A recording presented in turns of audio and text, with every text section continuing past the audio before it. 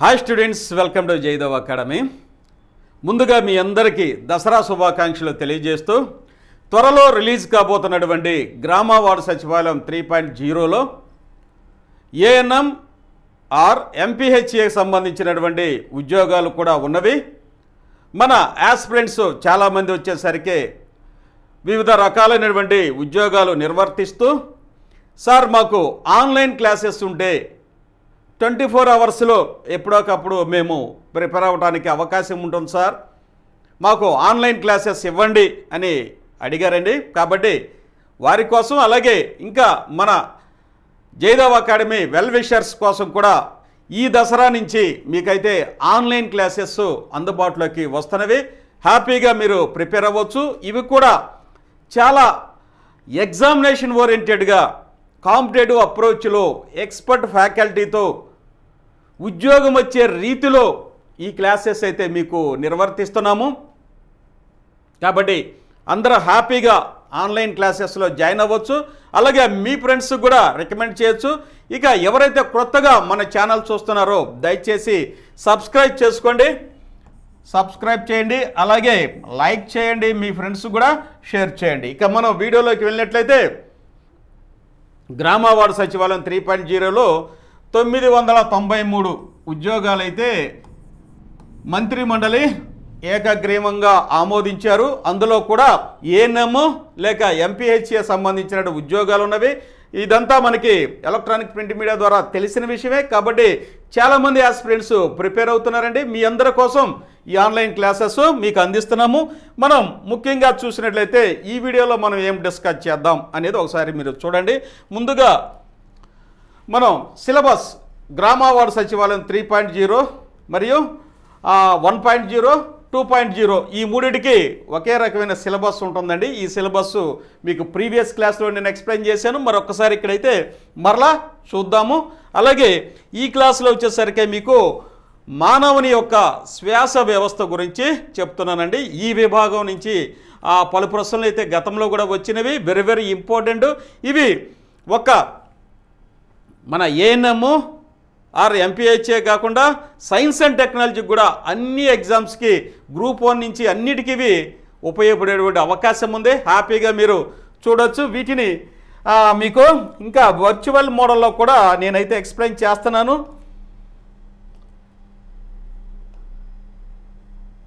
ఇవ్వండి మనం ఈ క్లాస్లో మనం డిస్కస్ చేసేటటువంటి ముఖ్యమైన అంశాలు. వీటితో పాటుగా వెరీ వెరీ ఇంపార్టెంట్ ఏంటంటే మీకు అర్థం అవడానికి ప్రాక్టికల్ సెక్షన్, అలాగే వర్చువల్ మోడల్లో కూడా మీకు ఎక్స్ప్లెనేషన్ చేస్తానండి. ఇవి చూడండి, ఇక్కడ ఇవి కానీ చూసినట్టయితే ఇది నేసల్ క్యావిటీ, ఈ పార్ట్ గురించి మనం దీంట్లో ఎక్స్ప్లెనేషన్ చేస్తాము. అలాగే ఇది 3D వ్యూలో ఉంటుందండి. మనం ఇట్లా చూడవచ్చు ప్రాక్టికల్గా, అలాగే ఇలా చూడవచ్చు. ఇక నెక్స్ట్ కానీ చూసినట్టయితే ఈ పార్ట్స్ మొత్తం మీకు చివరిలో 3D అప్రోచ్లో మీరు చూద్దురుగోనే లారింగ్స్, అలాగే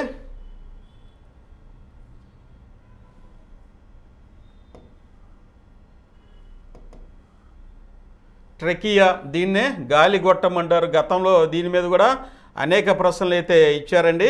కాబట్టి మన క్లాస్ అయిపోయిన తర్వాత ప్రాక్టికల్ సెషన్ ద్వారా మనం ఎలా అయితే ప్రిపేర్ అవుతామో, మేము MSc, BEd, PhD in biology నా సబ్జెక్టు కూడా. కాబట్టి మనం ప్రాక్టికల్ మోడ్లో ఎలా ప్రిపేర్ అవుతాం అనేది థియరీ నేను చక్కగా మీకు examination point of view explain చేసి చివరిలో మీకు ఇదైతే నేను చూపిస్తాను. కాబట్టి హ్యాపీగా ప్రిపేర్ అవ్వండి. ఈ క్లాస్ కనుక వింటే మీకు ఫుల్ కమాండ్ అనేది రావడానికి అవకాశం ఉందండి. ఇంకా చూడండి, ఇది ఆన్లైన్ క్లాసెస్ స్టార్ట్ చేసుకుందాం. మొట్టమొదటిసారిగా సిలబస్ గ్రామ వార్డు సచివాలయం 1.0, 2.0లో ఏముందో 3.0లో కూడా అదే ఉంటుంది. కాబట్టి దీన్ని టూకీగా ఒక 2 మినిట్స్లో కంప్లీట్ చేసేసి మనం క్లాస్లోకి వెళ్ళిపోదాం. చూడండి, జనరల్గా మన ఏఎన్ఎం పేపర్ వచ్చేసరికి 150 మార్క్స్ ఉంటాయని అందరికీ తెలుసండి. అందులో మొదటి భాగం పార్ట్ ఏ వచ్చేసరికి చూడండి, general studies and mental ability ఉంటుంది. దీనికి సంబంధించినటువంటి క్లాసెస్ మొత్తం మన ఎక్స్పర్ట్ ఫ్యాకల్టీ చెప్పారు. మొత్తం 90% అయిపోయింది. మీకు యాప్లో దీన్ని అప్లోడ్ చేసేసామండి. జనరల్ స్టడీస్ మెంటల్ ఎబిలిటీ 50 మార్కుల్లో కనుక మీరు పట్టు సాధించి కనీసం ఒక 25+ కనుక ఎక్కడ సాధించారంటే ఉద్యోగం గ్యారంటీ. ఇక పార్ట్ బి వచ్చేసరికి అందరూ అదే చదువుతారు. ఏఎన్ఎం ఎంపీహెచ్ సంబంధించిన వాళ్ళకి అందరికీ ఇదే సబ్జెక్ట్ ఉంటుంది. దీంట్లోనే ఎక్కువ మార్కులు తెచ్చుకుంటారు. కానీ అందరూ దగ్గరలో ఉంటారు. వేరియేషన్ ఎక్కడొచ్చింది? మీకు పోస్ట్ వచ్చే మార్కులు ఏంటంటే ఈ యొక్క జనరల్ స్టడీస్లో ఎక్కువ మార్కులు తెచ్చుకోవాలి. ఆ విధంగా కూడా మీ క్లాసెస్ కూడా రెడీ చేస్తున్నాం. దాంతోపాటుగా సబ్జెక్ట్ కూడా చాలా ఎక్స్ప్లనేటివ్గా కాంపిటేటివ్ అప్రోచ్లో ఇప్పటివరకు మీరు థియరీగా చదివి ఉంటారు, ఎకడమిక్గా చదివి ఉంటారు. ఎకడమిక్ వేరు, ఎగ్జామినేషన్ పాయింట్ ఆఫ్ వ్యూలో చదివేటటువంటి వేరు. ఆ ఫ్రేమింగ్ వేరుగా ఉంటుంది. కాబట్టి మేము పలు ఎగ్జామ్లో సక్సెస్ఫుల్గా అయ్యాం. కాబట్టి మీకు ఆ యొక్క వే ఆఫ్ కోచింగ్ ఎలా చదవాలనేది ఈ క్లాస్లో చెప్పుకుంటూ వెళ్దామండి. చూడండి, మొట్టమొదటి పార్ట్ బిలో కనుక చూసినట్టయితే ఇక్కడ సైన్సెస్ అని ఉంది. సైన్సెస్ ఇదండి మనం చెప్పుకునేది ఈరోజు క్లాసులో. సైన్సెస్లో వచ్చేసరికి ఇవన్నీ జనరల్ బయాలజీ అనమాట. Anatomy and physiology, microbiology, psychology, sociology, hygiene and nutrition, ఇవన్నీ జనరల్ బయాలజీ. ఇక్కడి నుంచి వచ్చేసరికి fundamentals of nursing first and second. ఇది మన యొక్క నర్సింగ్ సంబంధించినటువంటి థియరీ సబ్జెక్ట్ అనమాట. అలాగే పేపర్ 2లో ఇక్కడ నెక్స్ట్ చూస్తే కమ్యూనిటీ హెల్త్ నర్సింగ్ 1 and 2 మిడ్ వైఫ్కి సంబంధించింది. Community health nursing 1 domiciliary midwife, అలాగే midwifery and maternity nursing, అలాగే ఫ్యామిలీ ప్లానింగ్ అండ్ వెల్ఫేర్. ఇక next papers community health nursing 2 nutrition education, health education, అలాగే communication skills and audio visual education. Third వచ్చేసరికి community health nursing third paper. ఇక్కడ basic medicine and pharmacology, health problems and plans, communicable diseases and mental diseases, communicable non communicable diseases ఉన్నాయి. వీటి మీద questions కూడా వస్తాయి. కాబట్టి ఈ పేపర్ వచ్చేసరికి మనకు 100 తెచ్చుకునేటటువంటి అవకాశం అయితే ఉంది. అది ఎలా ఉంది అనేది ఈ క్లాస్లో మీరు చక్కగా నేను ఎక్స్ప్లెయిన్ చేస్తాను. చూడండి, సైన్సెస్ అంటే ఏంటి? General sciences, elementary knowledge regarding the every being అనమాట. ఎవ్రీ హ్యూమన్ ఎలిమెంటరీ నాలెడ్జ్ తెలుసుకోవాలి. సైన్స్లో ప్రాథమిక నాలెడ్జ్ అనేది ఉండాలి. కాబట్టి మొట్టమొదటిగా కనుక చూసినట్టయితే ఎనాటమీ అండ్ ఫిజియాలజీ అన్నారు. ఎనాటమీ అంటే ఏంటి అంటే మన అందరికి ఆ జీవుల్లో ఉన్నటువంటి అన్ని అవయముల గురించి తెలుసుకునేటువంటి శాస్త్రాన్నే అనాటమీ అంటారనమాట. అవయముల గురించి అవగాహన చేసుకునేటటువంటి శాస్త్రం అన్నమాట. మరి ఫిజియాలజీ అంటే ఏంటి? మనం ప్రతినిత్యం వింటానే ఉండం. జీవులో లేకపోతే దేహంలో ఉన్నటువంటి అవయములు పనిచేసేటటువంటి వాడి యొక్క విధులు, వాడు ఆ యొక్క అవయములు మిగతా అవయములతో అవి కోఆర్డినేషన్ చేసేటటువంటి విషయాలను తెలుసుకునేటువంటి శాస్త్రాన్నే ఫిజియాలజీ అంటారనమాట. అనాటమీ అంటే ఇంటర్నల్ స్ట్రక్చర్స్ గురించి తెలుసుకోవటం. మరి ఫిజియాలజీ అంటే ఏంటి? ద ఫంక్షన్స్ ఆఫ్ ఆర్గాన్స్ అనమాట. ఏదైనా యూనిసెల్యులర్ ఆర్గానిజం నుంచి అలాగే మల్టీ సెల్యులర్ ఆర్గానిజమ్స్ దాకా తెలుసుకోవచ్చు. ఏకకణ జీవుల నుంచి బహుకణ జీవుల దాకా మనం ఎనాటమీ ఆర్ ఫిజియాలజీ గురించి స్టడీ చేసుకుంటూ వెళ్దాం. ఈ క్లాస్లో వచ్చేసరికి మనం ముఖ్యంగా చూసేటటువంటి ఏంటంటే రెస్పిరేటరీ సిస్టము, శ్వాస వ్యవస్థ.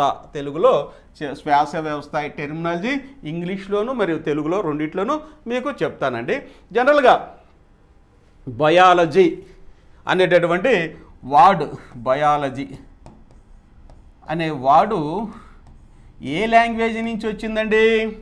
గ్రీక్ లాంగ్వేజ్ నుంచి వచ్చింది. స్టార్టింగ్ నుంచి కనుక మనం వెళ్తే గ్రీకు భాష నుంచి, పురాతనమైన యాన్షియంట్ గ్రీక్ లాంగ్వేజ్ నుంచి బయాలజీ అనే మాట వచ్చింది. బయో అంటే ఏంటండి? లైఫ్ అని.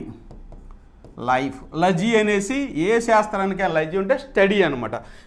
ఇక్కడ జీవము గురించి చదివేటటువంటి శాస్త్రాన్ని జీవశాస్త్రము అంటారు. జనరల్గా ఈ యొక్క విశ్వంలో కనుక భూమి మీద చూస్తే living beings, non living beings ఉంటాయి. లివింగ్ బీయింగ్స్ వచ్చేసరికి ఈ యొక్క బయాలజీల ద్వారా చదువుకుంటాం. అయితే ఈ బయాలజీలో కూడా 2 రకాలైనటువంటి పార్ట్స్ ఉన్నాయి. ఒకటి వచ్చేసరికి జువాలజీ అంటాం, జువాలజీ. రెండోది బోటనీ అంటాం, బోటనీ. బోటనీ, జువాలజీ అంటే ఏంటి? జంతు శాస్త్రం అని. బోటనీ అంటే వృక్షశాస్త్రం అంటారు. గతంలో ప్రశ్నలు అడిగారు. ద ఫాదర్ ఆఫ్ జువాలజీ ఎవరండి?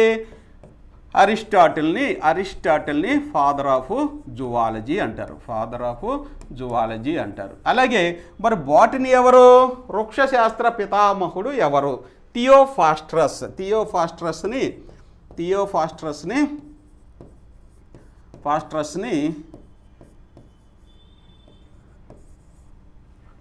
వృక్షశాస్త్ర పితామహుడు అంటారు అన్నమాట. కాబట్టి అరిస్టాటిల్ జీవశాస్త్ర పితామహుడు అంటే జంతుశాస్త్ర పితామహుడు అంటారు, అలాగే వృక్షశాస్త్ర పితామహుడిని యొక్క థియోఫాస్ట్రస్ అంటారు. కాబట్టి ప్రతి జీవి తన యొక్క జీవనం కొనసాగించాలంటే మెటబాలిక్ యాక్టివిటీస్ అంటే జీవక్రియల్ని నిర్వర్తించాలి. జీవక్రియలు కనుక మనం చూసినట్లయితే మనకు తెలుసు జీర్ణ వ్యవస్థ, అలాగే నాడీ వ్యవస్థ, ఇంకా శ్వాస వ్యవస్థ, ఇలా 10 రకాలైనటువంటి వ్యవస్థలు అనేవి ఉన్నవి. మరి యూనిసెల్యులర్ ఆర్గానిజం నుంచి మల్టీసెల్యులర్ ఆర్గానిజం వరకు ఇలాంటి వ్యవస్థలను నిర్వహించాలంటే ఎక్కువ కణజాలం అనేది ఉండాలి. మరి ఏక కణజీవుల్లో ఎలా చేస్తామండి అంటే అది ఒకే ఒక కణజాలం ఉంటుంది కాబట్టి యూనిసెల్యులర్ ఆర్ ఏక కణజీవి అంటారు. ఆ ఏక కణజీవికి బెస్ట్ ఎగ్జాంపుల్ అమీబా అనుకున్నాం. అమీబా ఎలా శ్వాసక్రియ నిర్వహిస్తుంది, ఒకే సెల్ ఉంటుంది కదా అంటే అది డిఫ్యూజన్ ద్వారా డిఫ్యూజన్ అంటే ఏంటి తెలుగులో విసరణ అంటారు. విసరణ ద్వారా ఆక్సిజన్ని గ్రహిస్తుంది. తన చుట్టుపక్కల ఉన్నటువంటి నీటిలో నివసిస్తుంది, నీటిలో ఉన్నటువంటి ఆక్సిజన్ని గ్రహిస్తుంది. H2O రూపంలో ఉంటుంది కదా నీరు. ఈ ఆక్సిజన్ని విసరణ పద్ధతి ద్వారా లేకపోతే డిఫ్యూజన్ ద్వారా ఏకకణ జీవులని ఆక్సిజన్ని తీసుకుంటుంది. దీన్నే డిఫ్యూజన్ అంటారు. మరి మల్టీ సెల్యులర్ ఆర్గానిజమ్స్ వచ్చేసరికి ఏంటి, బహుకణ జీవులు వచ్చేసరికి కొన్ని మిలియన్ల కొద్దీ కణాలు అనేవి ఉంటవి. ఈ కణాలు కొన్నిటిని అంటే బంచ్ ఆఫ్ సెల్స్ టిష్యూస్ అంటారు. ఈ కొన్ని కణజాలాలని కొన్ని పనులకి అసైన్ చేయడము, అలా చేయడం అనేది దేహం చేసుకుంటుంది. కాబట్టి కొన్ని కణాలు వచ్చేసరికి అండి శ్వాసక్రియని చేయమని, కొన్ని కణాలు జీర్ణక్రియని చేయమని, కొన్ని కణాలు వచ్చేసరికి నాడీ వ్యవస్థను చేయమని, ఇలా 10 రకాలైనటువంటి వ్యవస్థలు మన దేహంలో ఉన్నాయి. అలా మిలియన్ల కొద్ది ఉన్నటువంటి సెల్స్ని అనేక పనులకి వాటిని కేటాయించడం జరుగుతుంది. దాంట్లో ముఖ్యంగా మనం చూస్తున్నట్టయితే ఇప్పుడు శ్వాసక్రియ గురించి చెప్పుకుంటున్నాం. మరి టెరెస్ట్రియల్ రీజన్ భూమి మీద ఉన్నటువంటి జీవులన్నీ ఒకే రకమైనటువంటి శ్వాసక్రియ చేస్తుంది. యాక్వాటిక్ రీజన్లో ఉన్నటువంటి వాటి అన్నిటినీ నీటిలో ఉన్నవి అవి ఒకే రకమైనటువంటి శ్వాసక్రియ చేస్తుంది. అలాంటి శ్వాసక్రియలు ఎన్ని రకాలు ఉన్నాయనేది ఒకసారి మనం చూద్దాం. చూడండి, సపోజ్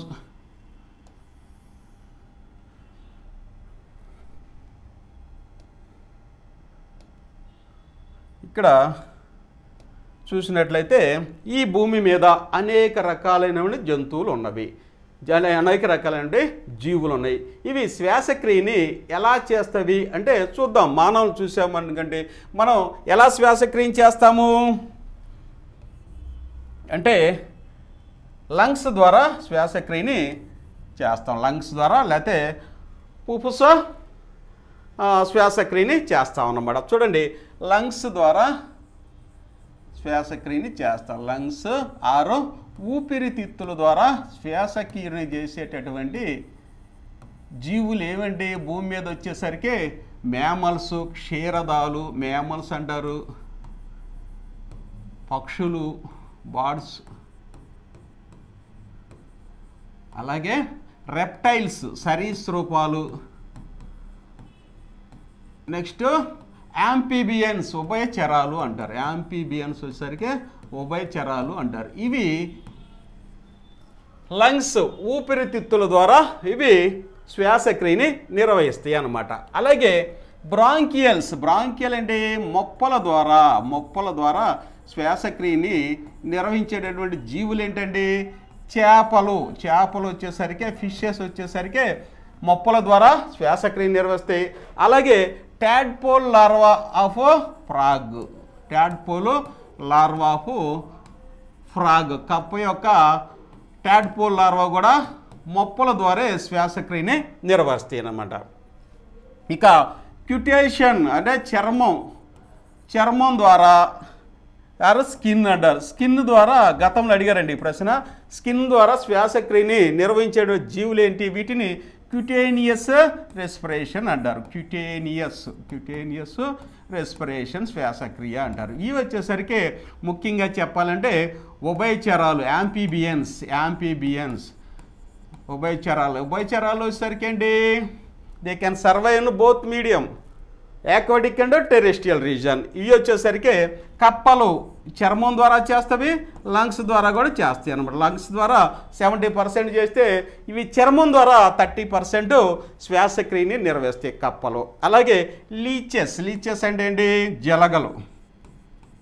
ఇవి కూడా చర్మం ద్వారా శ్వాసక్రియ చేసేటటువంటి జీవులకి బెస్ట్ ఎగ్జాంపుల్ అనమాట.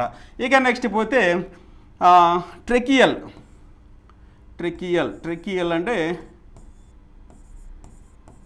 ట్రెకియల్ రెస్పిరేషన్ అంటారు. గాలి గొట్టముల ద్వారా చేస్తాం. జీవుల్లో వచ్చేసరికి ఒక గొట్టాల లాంటి నిర్మాణాలు అనేవి ఉంటాయి, వాటి ద్వారా ఇవి శ్వాసక్రియ చేస్తాయి. వాటికి బెస్ట్ ఎగ్జాంపుల్ వచ్చేసరికి కీటకాలు ఆరో ఇన్సెక్ట్స్ అనమాట.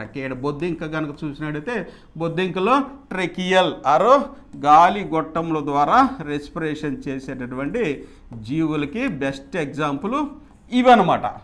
ఇలా భూమి మీద ఉన్నటువంటి జీవులు శ్వాసక్రియని వివిధ అవయవాల ద్వారా శ్వాసక్రియని నిర్వర్తిస్తూ ఉంటాయి. మనకి గతంలో ఎగ్జామ్లో వచ్చినటువంటి బిట్ ఏంటంటే చర్మం ద్వారా శ్వాసక్రియని నిర్వర్తించేటటువంటి జీవి ఏది అని ఒక ఆప్షన్లో కప్పలు లేకపోతే ఉభయచరాలని ఇచ్చారన్నమాట. బెస్ట్ ఆప్షన్ వచ్చేసరికి కప్పలు. ఇలా ఈ భూమి మీద ఉన్న జీవులన్నీ శ్వాసక్రియ నిర్వర్తించడానికి రకరకాలైనటువంటి అవయవాల్ని ఏర్పాటు చేసుకున్నవి. అవి ఉన్నటువంటి ప్రదేశాన్ని బట్టి కొన్ని భూమి మీద ఉంటే కొన్ని నీటిలో ఉన్నవి. కాబట్టి నీటిలో ఉన్నసరికి మొప్పలు బ్రాంకియల్ రెస్పిరేషన్ అంటారనమాట.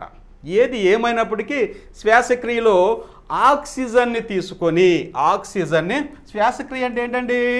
జనరల్గా intaking of oxygen and expelling of carbon dioxide and other allied poisonous gases అంటారన్నమాట.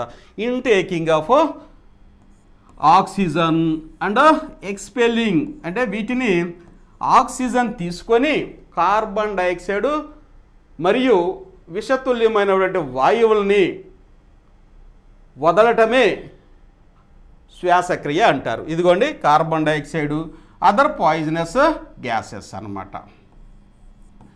Nitrogen ఇవి ఉంటాయి అన్నమాట. జనరల్గా ఆక్సిజను తీసుకునేటప్పుడు మనం ఈ యొక్క శ్వాసక్రియ చేసేటప్పుడు ఎంత ఉంటుందండి? నైట్రోజన్ వచ్చేసరికి 70% ఉంటుందండి.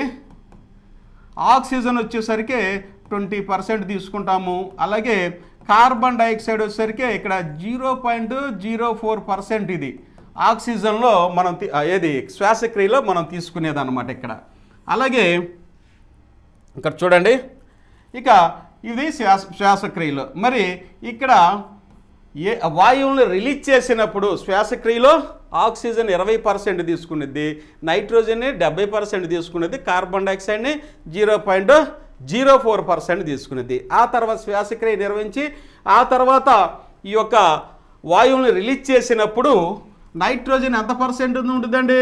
79% నైట్రోజన్ ఉంటుంది. ఆక్సిజన్ వచ్చేసరికి ఇక్కడ 16% ఉంటుంది.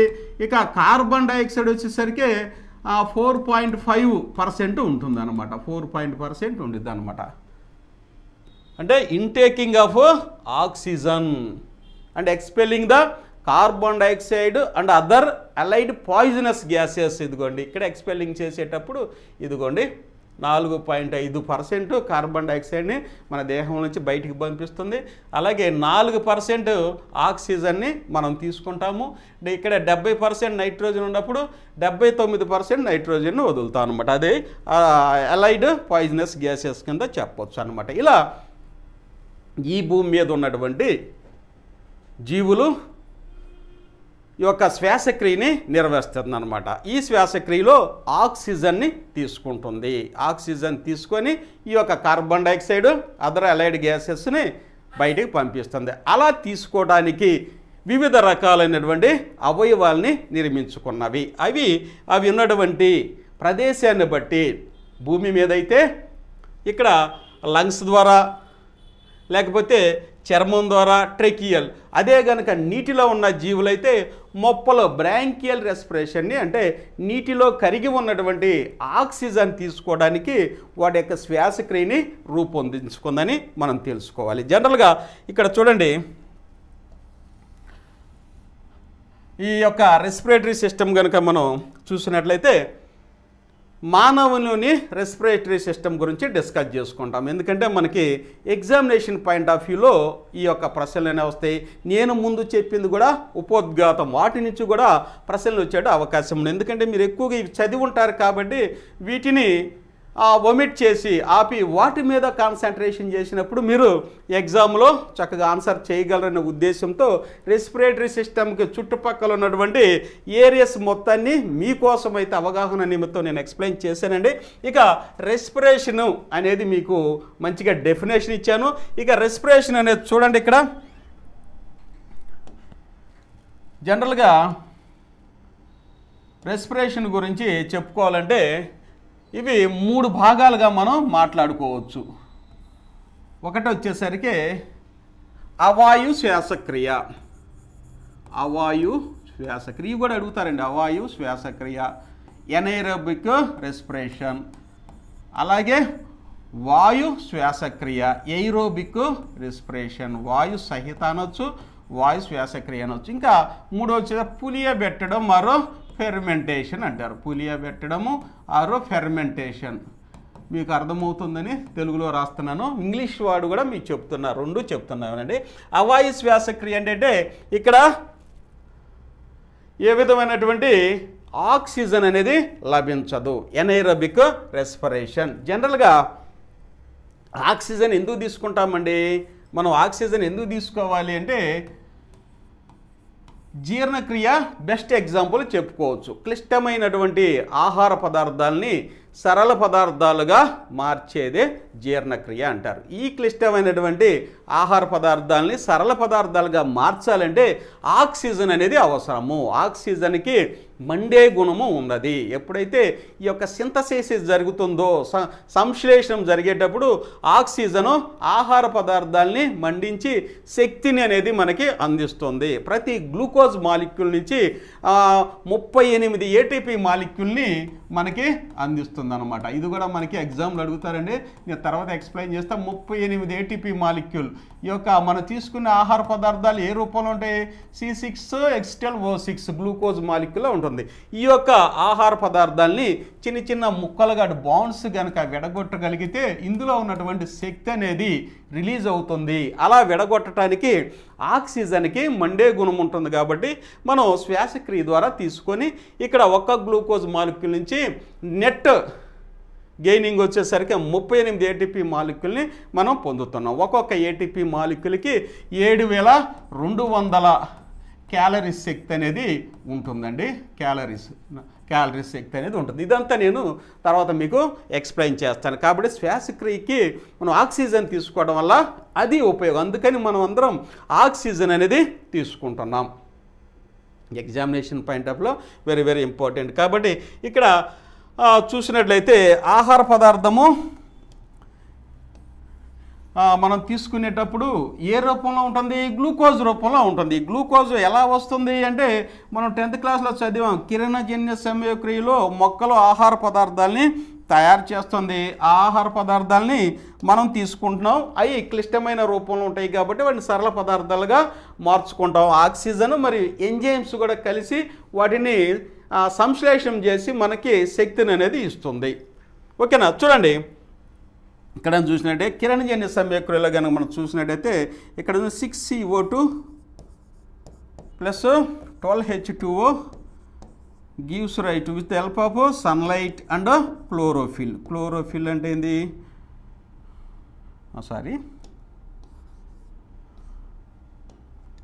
క్లోరోఫిల్ అంటే పత్రహరితం అండి. క్లోరోఫిల్ పత్రహరితము సమాక్షంలో ఇది పత్రహరితం అంటారు. మొక్కలు ఆకుపచ్చ రంగులు ఎందుకు ఉంటాయండి? పత్రహరితం ఉండటం వల్ల ఉంటుంది. కాబట్టి పత్రహరితం ఉన్న ప్రతి మొక్క కిరణజన్య సంయోగక్రియ చేస్తుంది. ఇక్కడ అవుట్పుట్ కానీ చూసినట్టయితే C6 H12O6 plus 6O2 plus 6H2O. ఇది కిరణజన్య సంయోగక్రియకు సంబంధించినటువంటి ఈక్వేషన్. ఈ C6H12O6 అనేది కిరణజన్య సంయోగక్రియలో తయారైనటువంటి క్లిష్టమైన ఆహార పదార్థాలు. మనం ప్రతిరోజు తినేటటువంటి బియ్యం అవ్వచ్చు, గోధుమలు, అలాగే అనేక రకాలైన పండ్లు కూడా ఈ రూపంలో ఉంటాయి. మనం తీసుకున్నటువంటి ఆక్సిజను ఈ యొక్క ఆహార పదార్థాలని విడగొట్టబడితే వీటి యొక్క బాండ్స్లో ఉన్నటువంటి శక్తిని మనం సంగ్రహిస్తామన్నమాట. ఇలా 38 ప్రతి గ్లూకోజ్ మాలిక్యూల్ నుంచి 38 ATP మాలిక్యూల్స్ అనేవి మనం పొందుతాము.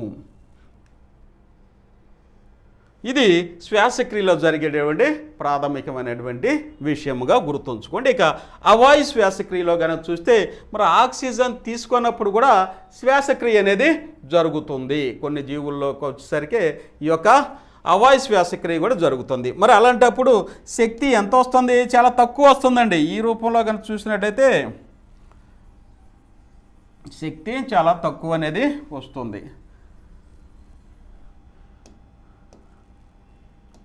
చూడండి, అవాయు శ్వాసక్రియలో ఆహార పదార్థము సంక్లిష్ట రూపంలో ఉంటుంది. దీన్ని కనుక చూసినట్టయితే ఇక్కడ చూడండి, 2C2H5OH plus 2CO2 plus 56 kilo calories of energy అన్నమాట. ఇది గ్లూకోజ్ మాలిక్యూలు ఆక్సిజన్ లేకుండా జరిగేటటువంటి శ్వాసక్రియ. మనం ఎక్సర్సైజ్ చేస్తూ ఉంటాం, అలాంటప్పుడు ఆ ఆక్సిజన్ అనేది ర్యాపిడ్గా మనకి అందదు. అలాంటి టైంలో ఇక్కడ జరిగేటటువంటి శ్వాసక్రియ కూడా అవాయు శ్వాసక్రియలో కొన్ని జీవుల్లో కూడా అవాయు శ్వాసక్రియ అనేది జరుగుతుంది. అలా జరిగినప్పుడు వచ్చేటటువంటి ఈ యొక్క ఎనర్జీ చూడండి, ఇది ఇథనాల్ లేకపోతే దీన్నే లాక్టిక్ యాసిడ్ అని అనుకోవచ్చు అన్నమాట. కాబట్టి C6H12O6 ఇది అవాయు శ్వాసక్రియలో చాలా తక్కువ ఎనర్జీ శక్తి అనేది వస్తుంది. మరి మనం చేసేటటువంటి శ్వాసక్రియని ఏమంటారు?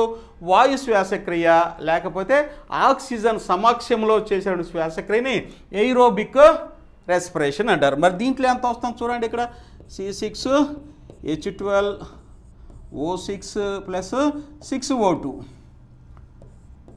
ఇదేసరికి 6CO2 plus 6H2O plus 686 kilo calories of energy వస్తుంది. కాబట్టి మానవుల్లో అభివృద్ధి చెందినటువంటి జీవులు ఎవరంటే భూమి మీద అభివృద్ధి చెందినటువంటి జీవులు ఎవరంటే మానవులు. క్షీరదాల్లో ఉన్నాం కాబట్టి మనం డెవలప్డ్ అభివృద్ధి చెందినటువంటి అవయవాల్ని ఏర్పాటు చేసుకున్నాం. వాటిలో శ్వాస వ్యవస్థ కూడా అభివృద్ధి చెందినటువంటి శ్వాస వ్యవస్థని ఏర్పాటు చేసుకున్నాం. కాబట్టి మనం వాయు సహిత లేకపోతే ఏరోబిక్ రెస్పిరేషన్ చేయడం ద్వారా ఇదిగోండి ఈ గ్లూకోజ్ మాలిక్యూల్ని ఆక్సిజన్ సమక్షంలో మండించడం ద్వారా ఇక్కడ మనకి 686 కిలో క్యాలరీస్ ఆఫ్ ఎనర్జీ అనేది వస్తుంది. కాబట్టి శ్వాసక్రియ ద్వారా మనకి ఎనర్జీ శక్తి అనేది ఏర్పాటు అవుతుంది.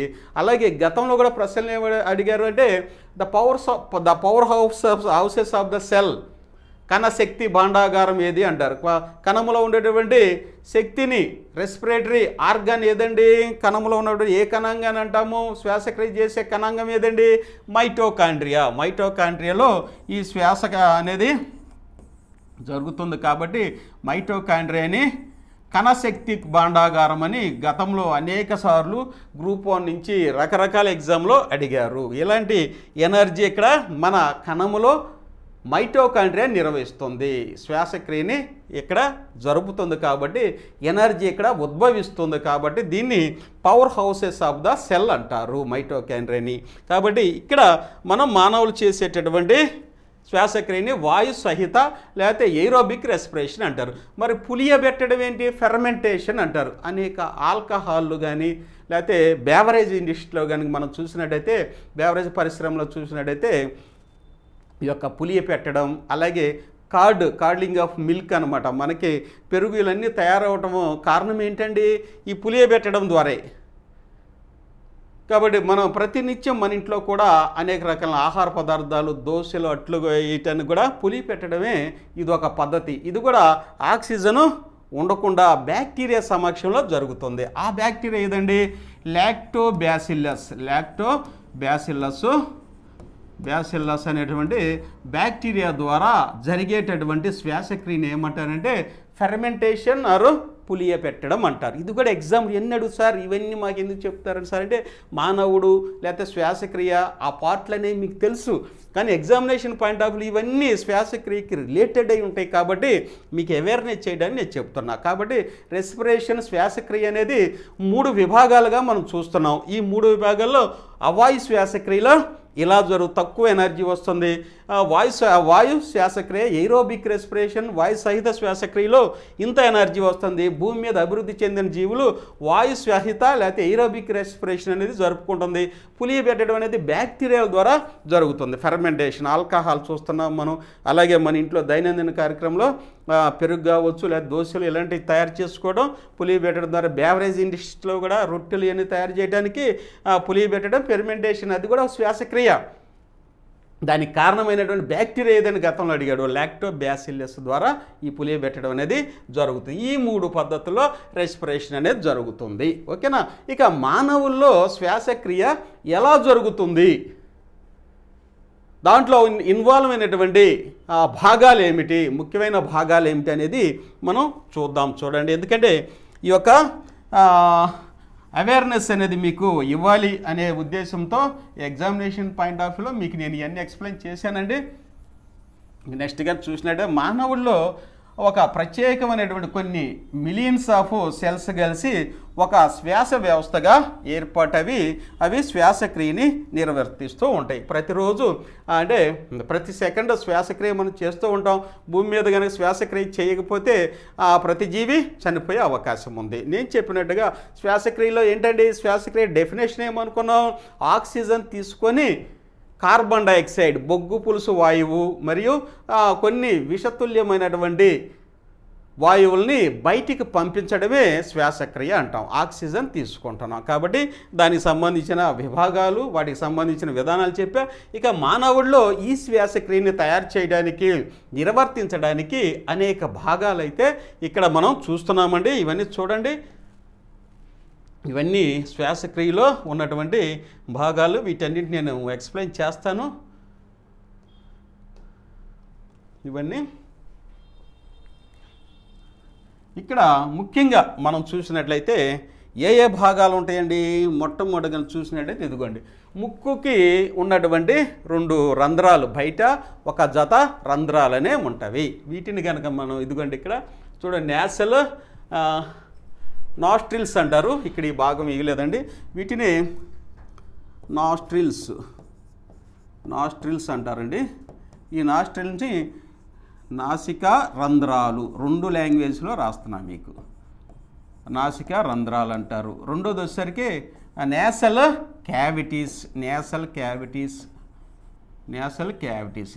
క్యావిటీస్ అంటే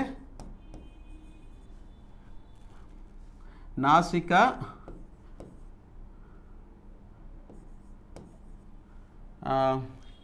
కుహరాలు, నాసికా కుహరాలు. నెక్స్ట్ వచ్చేసరికి ప్యారింగ్స్ అంటారు. ప్యారింగ్స్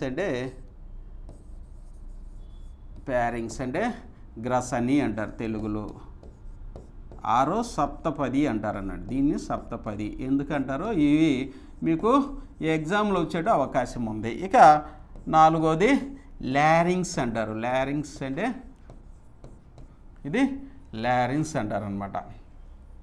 ఇక్కడ ధ్వని ఉద్భవించిద్ది అనమాట లారింగ్స్. ఇక 5వది వచ్చేసరికి ట్రెకియా గాలి గొట్టము అంటారు.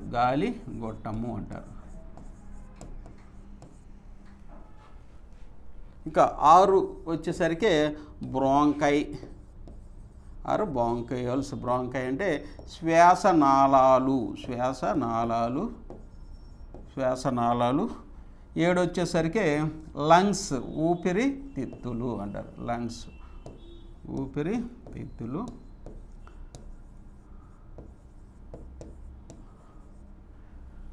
ఇక 8వది వచ్చేసరికి ఆల్వియోలై. వీటినే వాయుగోనులు అంటారు. వాయుగోనులు అంటారు. ఇవి మానవుని యొక్క శ్వాస వ్యవస్థలో ముఖ్యమైనటువంటి భాగాలు, మనము డిస్కస్ చేసుకోవాల్సినటువంటి భాగాలు. గతంలో ప్రశ్నలు కూడా అడిగారండి. మానవుని యొక్క శ్వాస వ్యవస్థలో ధ్వనిని ఉద్భవించేటువంటి భాగం ఏది? ఫారింగ్సా, లారింగ్సా, లేకపోతే ట్రెకియానా, లేకపోతే లంగ్సా అని అడిగారు. అలాగే మానవుని యొక్క శ్వాస వ్యవస్థలో ఆక్సిజన్ గ్రహింపబడి కార్బన్ డైఆక్సైడ్ని తొలగించేటటువంటి ఎక్స్చేంజ్ చేసుకునేటువంటి భాగం ఏది? అది కూడా అడిగారు. ఇంకా basic and fundamental unit of lungs ఏది? ఏ భాగాన్ని బేసిక్ యూనిట్గా అంటారు? మానవుల్లో ధ్వనిని ఉద్భవించాలంటే, ధ్వనిని జనరేట్ చేయాలంటే శ్వాస తీసుకునేటప్పుడు చేస్తారా, శ్వాస వదిలేటప్పుడు చేస్తారా అని కూడా ప్రశ్న అనేది రావడం జరిగింది. ఆహార పదార్థాలు జీర్ణాశయంలో ఆహార పదార్థాలు వెళ్ళేటప్పుడు ఈ యొక్క శ్వాస వ్యవస్థలోకి ప్రవేశించకుండా అడ్డుకునేటటువంటి భాగము పేరేంటి? ఇలా ప్రశ్నలు అయితే రావడం జరిగింది. నేసల్ క్యావిటీస్లో, నాసికా కుహరాల్లో ఉన్నటువంటి మ్యూకస్ మెంబ్రెయిన్ యొక్క విధి ఏమిటి, ఫంక్షన్ ఏమిటి? మ్యూకస్ మెంబ్రెయిన్ అంటే ఏంటండి? మన యొక్క నాసికా కుహరాలు చూడండి, నాస్ట్రిల్స్, ఈ నాసికా రంధ్రాల పక్కన రెండు గొట్టాలు లాంటి భాగాలు ఉన్నాయి, వాటిని నాసికా కుహరాలు అంటారు. వాటిలో సన్నటి లేయర్ అనేది ఉంటుంది. ఆ లేయర్ నుంచి మనకి ఒక జెల్లీ లైక్ ఫ్లూయిడ్ అనేది వస్తుంది. దాన్నే మ్యూకస్ మెంబ్రెయిన్ అంటారు. జారేటటువంటి స్వభావం, తేమగా ఉంటుంది. దాని యొక్క ఫంక్షన్ ఏంటి అని అడిగారు. అలాగే సప్తపది అని దేనిని అంటారు? సప్తపది యొక్క అర్థం ఏంటి? అలాగే ఈ యొక్క ఒక్కొక్క హీమోగ్లోబిన్ను మాలిక్యూల్, అంటే రక్తంలో ఉన్నటువంటి ఒక్కొక్క హీమోగ్లోబిన్ మాలిక్యూల్ ఎన్ని ఆక్సిజన్ మాలిక్యూల్ని తీసుకెళ్తుంది? మర్చిపోతానే, 4 ఆక్సిజన్ మాలిక్యూల్ని తీసుకెళ్తుంది. హీమోగ్లోబిన్లో ఉన్నటువంటి మూలకము ఏది? Ferrous, iron. ఇలా ఎగ్జామ్స్లో అనేక ప్రశ్నలు అయితే అడిగారండి ఈ యొక్క మానవుని యొక్క శ్వాస వ్యవస్థను గురించి. దీన్ని మనం డీటెయిల్డ్గా కనుక చదువుకుంటే మీకు ఇట్లా చెప్తాను, ఎక్స్ప్లెయిన్ చేస్తాను. దాంతోపాటుగా మీకు 3D ఇమేజెస్లో కూడా ప్రాక్టికల్ సెక్షన్ లాగా చూపెడతాం. మన యొక్క జయదేవ్ అకాడమీ యొక్క ప్రత్యేకమైనటువంటి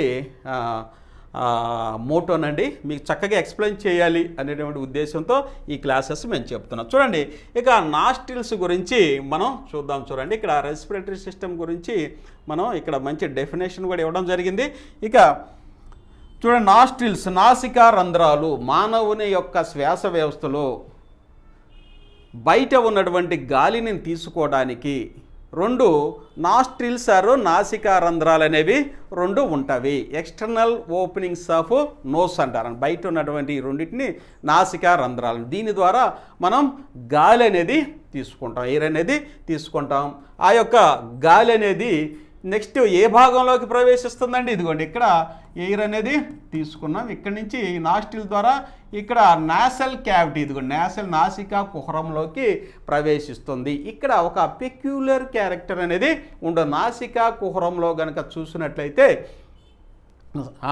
కొన్ని హెయిర్స్ అనేవి ఉంటవి, హెయిర్స్. అలాగే మ్యూకస్ మెంబ్రెయిన్ కూడా ఉంటుంది. మ్యూకస్ త్వచము అంటారు. మెంబ్రెయిన్ నేను తెలుగు ఇంగ్లీష్ రెండింటిలోనే చెప్తా, ఎందుకంటే మీరు 2 లాంగ్వేజ్లో ఉంటాయి కాబట్టి ఎగ్జామ్లో బిట్టును గుర్తుపడితే చాలు మీరు.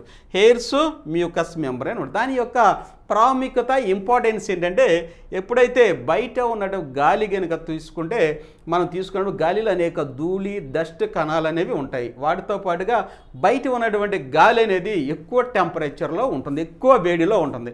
ఆ గాలి కనుక మన యొక్క లంగ్స్లోకి డైరెక్ట్గా ఎంటర్ అయింది అనుకోండి, ఈ యొక్క ఉల్లి పొరల కంటే ఎక్కువ పలసనగా, ట్రాన్స్పరెంట్గా ఒక బ్యాగ్ లాగా ఆ స్ట్రెచ్చర్స్తో ఈ యొక్క లంగ్స్ అని నిర్మించబడి ఉంటాయి. ఈ యొక్క టెంపరేచర్ కనుక ఎక్కువైతే ఆటోమేటిక్గా లోపల అనుకోని ఇబ్బందులు అనేవి ఏర్పాటవుతాయి. కాబట్టి ఇక్కడే బయట ఉన్నటువంటి గాలిలో ఉన్నటువంటి దుమ్ము, డస్టు, లేకపోతే అనేక రకాలైనటువంటి డస్ట్ పార్టికల్స్ని ఇక్కడే ఎలిమినేట్ చేసి ఇక్కడే ఫిల్టర్ చేసిద్ది అనమాట. హెయిర్స్ అంటే ముక్కులో ఉన్నటువంటి నాసికా కుహరంలో ఉండే హెయిర్స్ యొక్క డ్యూటీ ఏంటంటే వాటిని ఫిల్టర్ చేయటం, వడపోత చేసి. అలాగే మానవుని యొక్క టెంపరేచర్ ఎంత అండి, మన బాడీ టెంపరేచర్ ఎంత 98.4 అండి, 98.4 ఫారెన్హీట్స్. ఈ యొక్క టెంపరేచర్ కంటే ఎక్కువ టెంపరేచర్ ఉన్నటువంటి ఎక్కువ ఉష్ణోగ్రత ఉన్న గాలి డైరెక్ట్గా లంగ్స్లో పోతే లంగ్స్కి ఇబ్బంది కదా. అందుకని ఈ యొక్క నాసల్ క్యావిటీలో ఉన్నటువంటి నాసికా కుహరంలో ఉన్నటువంటి మ్యూకస్ మెంబ్రేను ఇది జెల్లీ లైక్ ఫ్లూయిడ్. మనం అప్పుడప్పుడు జలుబు చేసినప్పుడు చీది పక్కన వేస్తూ ఉంటాం, అదే మ్యూకస్ మెంబ్రేన్ అనమాట. ఎప్పుడైతే ఎక్కువ టెంపరేచర్ సపోజ్ 100 ఫారెన్హీట్ ఉందనుకోండి, ఈ యొక్క టెంపరేచర్ని దీన్ని ఏం చేస్తుంది 98.4కి according to body temperature they are reducing. మానవుని యొక్క ఉష్ణోగ్రతకి 98.4 ఫారెన్హీట్కి ఈ 100 ఫారెన్హీట్ను తగ్గించి ఈ mucus membrane jelly like fluid అనేది లోపలికి వాయువులను పంపిస్తుంది. అంటే ఇక్కడ ప్రాథమికంగా ఏం జరుగుతుంది, ఈ యొక్క డస్ట్ పార్టికల్ని ఫిల్టర్ చేస్తుంది, ఎక్కువ టెంపరేచర్ ఉన్న ఈ యొక్క వాయువును కూడా 98.4కి తగ్గించి ఈ యొక్క ఇంటర్నల్ నేర్స్ నాసికా రంధ్రాల ద్వారా గ్రసనిలోకి పంపిస్తుంది. ఇదిగోండి గ్రసని, ఇక్కడ ఏంటండి ఫ్యారింగ్స్ అంటారు. ద మీటింగ్ ప్లేస్ ఆఫ్ ఫ్యారింగ్స్ని ఏమంటారు, గ్రసని అంటారు, సప్తపది అంటారు. దీన్నే the meeting place of both food and air అనమాట. ఆ ప్లేస్ని ఏమంటారంటే ఇక్కడ ఆహారము మరియు గాలి ఎయిర్ కలిసేటటువంటి ప్రదేశమే గ్రసని అంటారు అనమాట. ఈ ముక్కులు కింద ఉన్నటువంటి ఈ భాగాన్ని ఇక్కడ గ్రసని అంటారు. దాన్ని ఒక భాగము, అది ఒక వెడల్పైన ప్రదేశం మీటింగ్ ప్లేస్. అక్కడ దాన్ని సప్తపది అని ఎందుకంటారండి అంటే ఇక్కడ 7 రంధ్రాలు కలిసేటటువంటి ప్రదేశము, అందుకని సప్తపది అంటారు. ఇదిగోండి సప్తపది అని ఎందుకంటారంటే 7 రంధ్రాలు కలిసేటటువంటి ప్రదేశం కాబట్టి సప్తపది. ఏమేంటి 7 రంధ్రాలు, ఈ యొక్క నాస్ట్రిల్స్ ఈ యొక్క ముక్కులో ఉన్నటువంటి ఈ 2 రంధ్రాలు గ్రసనలో కలుస్తాయి. అలాగే యూస్టేషియన్ నాళాలు, చెవిలో ఉన్నటువంటి నాళాలు కూడా గ్రసన్ దగ్గర కలుస్తాయి, 4వది. ఇంకా జీర్ణాశయము 1 5, అలాగే ఇక్కడ శ్వాసరంధ్రము వచ్చేసరికి 6 అండి. ఇక ఆస్యకుహరము మనం నోరు 7 రంధ్రాలు అనేవి ఒకే చోట కలిసే ప్రదేశాన్ని గ్రసని ఆరో సప్తపది అంటారనమాట, ఆరో ఫ్యారింగ్స్ అంటారు. దీని నుంచి మర్చిపోయి ఇక్కడే ఫుడ్ అండ్ ఎయిర్ కూడా కలుస్తుంది. ఇది మీటింగ్ ప్లేస్. దీని నుంచి 2 భాగాలుగా విడిపోయిద్ది అనమాట. ఇక్కడ దీన్ని కానుకొని ఇది గ్రసన్ ఆనుకొని ఇక్కడ జీర్ణాశయము ఒక నాళం ద్వారా వేరవుతుంది. అలాగే గ్రసన్ దగ్గర నుంచి ఇంకొక నాళం అనేది వేరవుతుంది. దాన్నే వాయునాళము లేకపోతే ట్రెకీ అంటారు. అక్కడి నుంచి శ్వాస వ్యవస్థ ప్రారంభిస్తుంది అనమాట. చిన్నని ఒక స్లిట్ లైక్ ఓపెనింగ్, అంటే పైన చిన్న రంధ్రం ద్వారా అనమాట, చిన్న ఘాటు ద్వారా స్లిట్ లైట్ ఓపెనింగ్ అనేది ఉంటుంది. ఇదేమో జీర్ణాశయంకి వెళ్తుంది, ఇదేమో శ్వాసనాళానికి వస్తుంది అనమాట. ఈ స్లిట్ లైట్ ఓపెనింగ్ని ఇక్కడ గ్లాటిస్ అంటారు. ఈ గ్లాటిస్ పైన కవర్ చేస్తూ ఒక డ్రమ్ము, బియ్యపు డ్రమ్ము మీద మనం ఇంట్లో బియ్యం స్టోర్ చేసుకునే దాని మీద ఒక మూతలాగా ఉంటుంది. ఆ మూతలాగా ఉండేటువంటి ఒక భాగము ఖండరహితమై ఉంటుంది. దాన్నే ఎపిగ్లాటిస్ అంటారు. దాన్నే కొండనాలుక అంటారు. కొండనాలుక అంటారు. ఆహారం భుజించేటప్పుడు మాట్లాడేటప్పుడు మనకి పరంబోతుంది అనమాట. అంటే వాయునాళంలోకి ఆహార పదార్థాలు 1 2 ముక్కలు వెళ్ళినప్పుడు ఆటోమేటిక్గా అది వెనక్కి నెట్టేస్తుంది, అదే పరంపోవటం. అలా ఎందుకు జరుగుతుంది, 2 పనులు ఒకేసారి చేస్తున్నాం, మాట్లాడుతున్నాం, భోంచేస్తున్నాం. అందుకే భుజించేటప్పుడు మాట్లాడకూడదు అంటారు. అలా వాయునాళంలోకి ఆహార పదార్థాలు వెళ్లకుండా నిరోధించేటటువంటి భాగం ఏది అని గతంలో ప్రశ్న అడిగారు. అదే కొండనాలిక. ఇంగ్లీష్లో కనుక అడిగితే ఎపిగ్లాటిస్. అక్కడి నుంచి ఇక శ్వాస వ్యవస్థ అనేది ప్రారంభమవుతుంది. దాని పక్కనే ఒక లారింగ్స్ అనేటువంటి భాగం ఉంటుంది. లారింగ్స్ అనే భాగము ఉబ్బుగా ఉంటుంది అన్నమాట. లారింగ్స్ అనే భాగం ఉంటుంది. దీన్ని లారింగ్స్ అంటారు. ఈ లారింగ్స్లో కనుక పరిశీలించినట్లయితే కండరయుతమైనటువంటి రెండు భాగాలు ఉంటాయి. వీటినే వోకల్ కార్డ్స్ అంటారు. వోకల్ కార్డ్స్ అంటారు. వోకల్ కార్డ్స్ అంటారు. వోకల్ కార్డ్స్ అంటే దీన్ని స్వరతంత్రులు అంటారు. స్వరతంత్రులు అంటారు. స్వరతంత్రులు అంటారు. మనం ఇప్పుడు నేను మీకు లెసన్ చెప్తున్నాను, ఒక పాట పాడతాము, ఒక పద్యం పాడతాము. అది దేని ద్వారా మనం ఆ శబ్దాన్ని ఉత్పత్తి చేస్తున్నామంటే వోకల్ కార్డ్స్ ద్వారా శబ్దం ధ్వనిని మనం తయారు చేస్తున్నాం. వోకల్ కార్డ్ దాన్ని స్వరతంత్రులు అంటారు. అది కూడా గతంలో ప్రశ్న ఏమడిగారు, శబ్దము ధ్వనించడానికి గాలి తీసుకునేటప్పుడా ఉచ్ఛ్వాసమా నిశ్వాసంలోనా మనం శబ్దాన్ని జనరేట్ చేస్తాము, ఉత్పత్తి చేస్తామని గతంలో కూడా అడిగారు. ఎప్పుడండి, మనం గాలి వదిలేటప్పుడు, గాలి తీసుకునేటప్పుడు కాదు, గాలి వదిలేటప్పుడు మన శబ్దాన్ని, నేను క్లాసు ఇప్పుడు మీకు చెప్తున్నా, గాలి తీసుకునేటప్పుడు మీ క్లాస్ చెప్పలేము కాబట్టి గాలిని వదిలేటప్పుడు నిశ్వాసం అప్పుడు ఈ యొక్క శబ్దం అనేది వస్తుంది. కాబట్టి శబ్దం ఏ భాగంలో వస్తుంది కాబట్టి దాన్ని మనం వాయిస్ బాక్స్ అంటారు. వాయిస్ బాక్స్ అంటే ఏంటంటారు, లారింగ్స్ని వాయిస్ బాక్స్ అంటారు. వాయిస్ బాక్స్ అంటారు.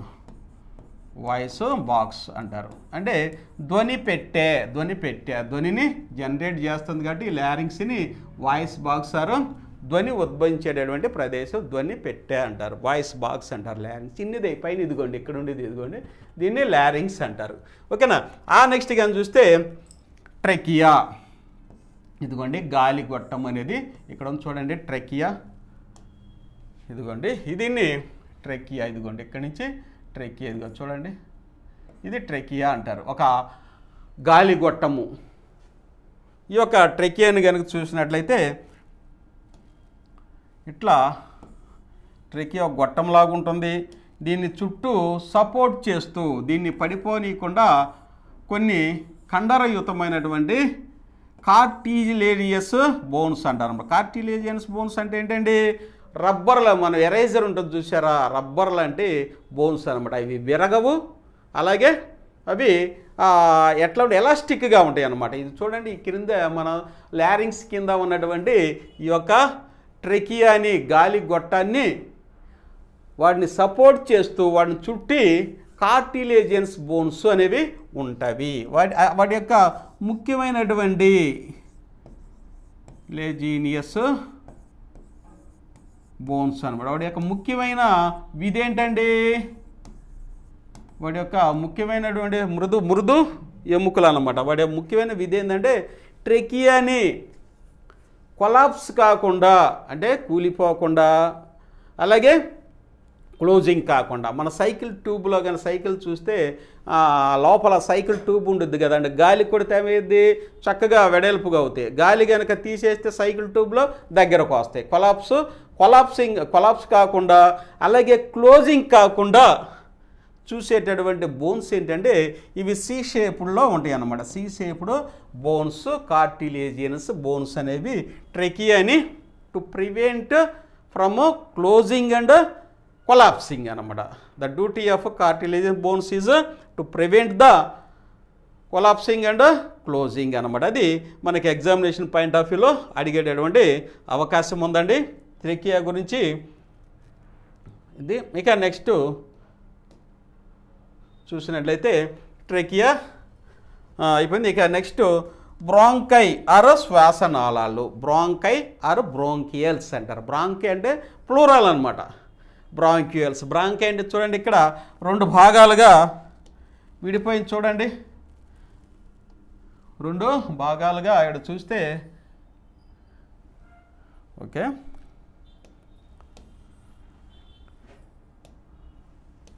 ఇవి రెండు భాగాలుగా విడిపోయింది అన్నమాట. ఏది, ట్రెకియా అనేది రెండు భాగాలుగా విడిపోయింది.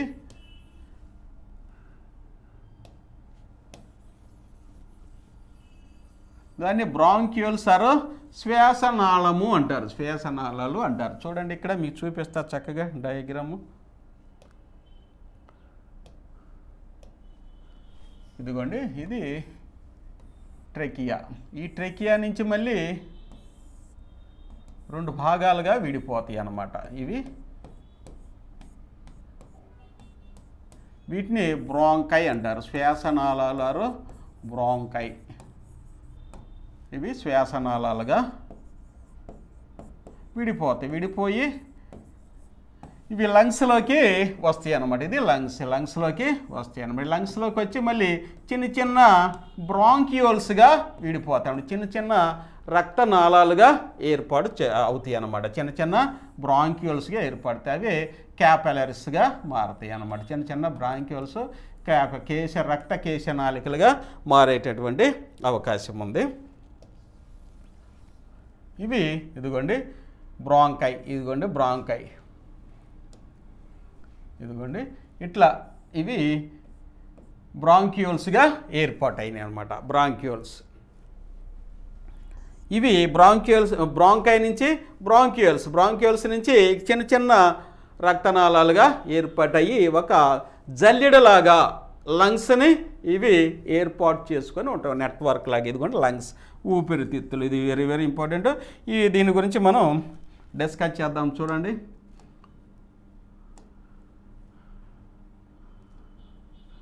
ఇదిగోండి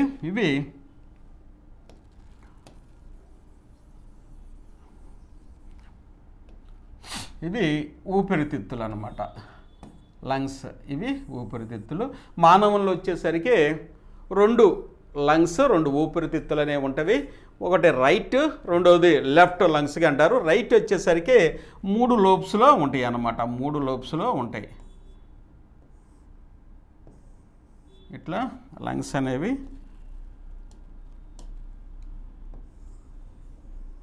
ఇదండి. రైట్ వచ్చేసరికి 3 లోబ్స్లో నిర్మించబడి ఉంటాయి. లెఫ్ట్ వచ్చేసరికి 2 లోబ్స్ ఉంటాయి. రైట్ లంగ్స్ అనేది లెఫ్ట్ లంగ్ కంటే కొంచెం పరిమాణంలో పెద్దగా ఉంటుంది. జనరల్గా లంగ్స్ అనేవి ఎలా ఉంటవి అనేది ఇక్కడ మనం చూసినట్టే లంగ్స్ అనేది 2 పొరలతో నిర్మించబడినటువంటి పలుచని ట్రాన్స్పరెంట్ ఉల్లి పొర కంటే ఎక్కువ ట్రాన్స్పరెంట్గా ఉండేటువంటి భాగమే లంగ్స్ అన్నమాట. ఇదే elastic bag like structure and prepared with 2 layers. దీన్నే ప్ల్యూరా అంటారు. 2 లేయర్స్తో నిర్మించబడి కాబట్టి దీన్ని ప్ల్యూరా అంటారు. ప్ల్యూరా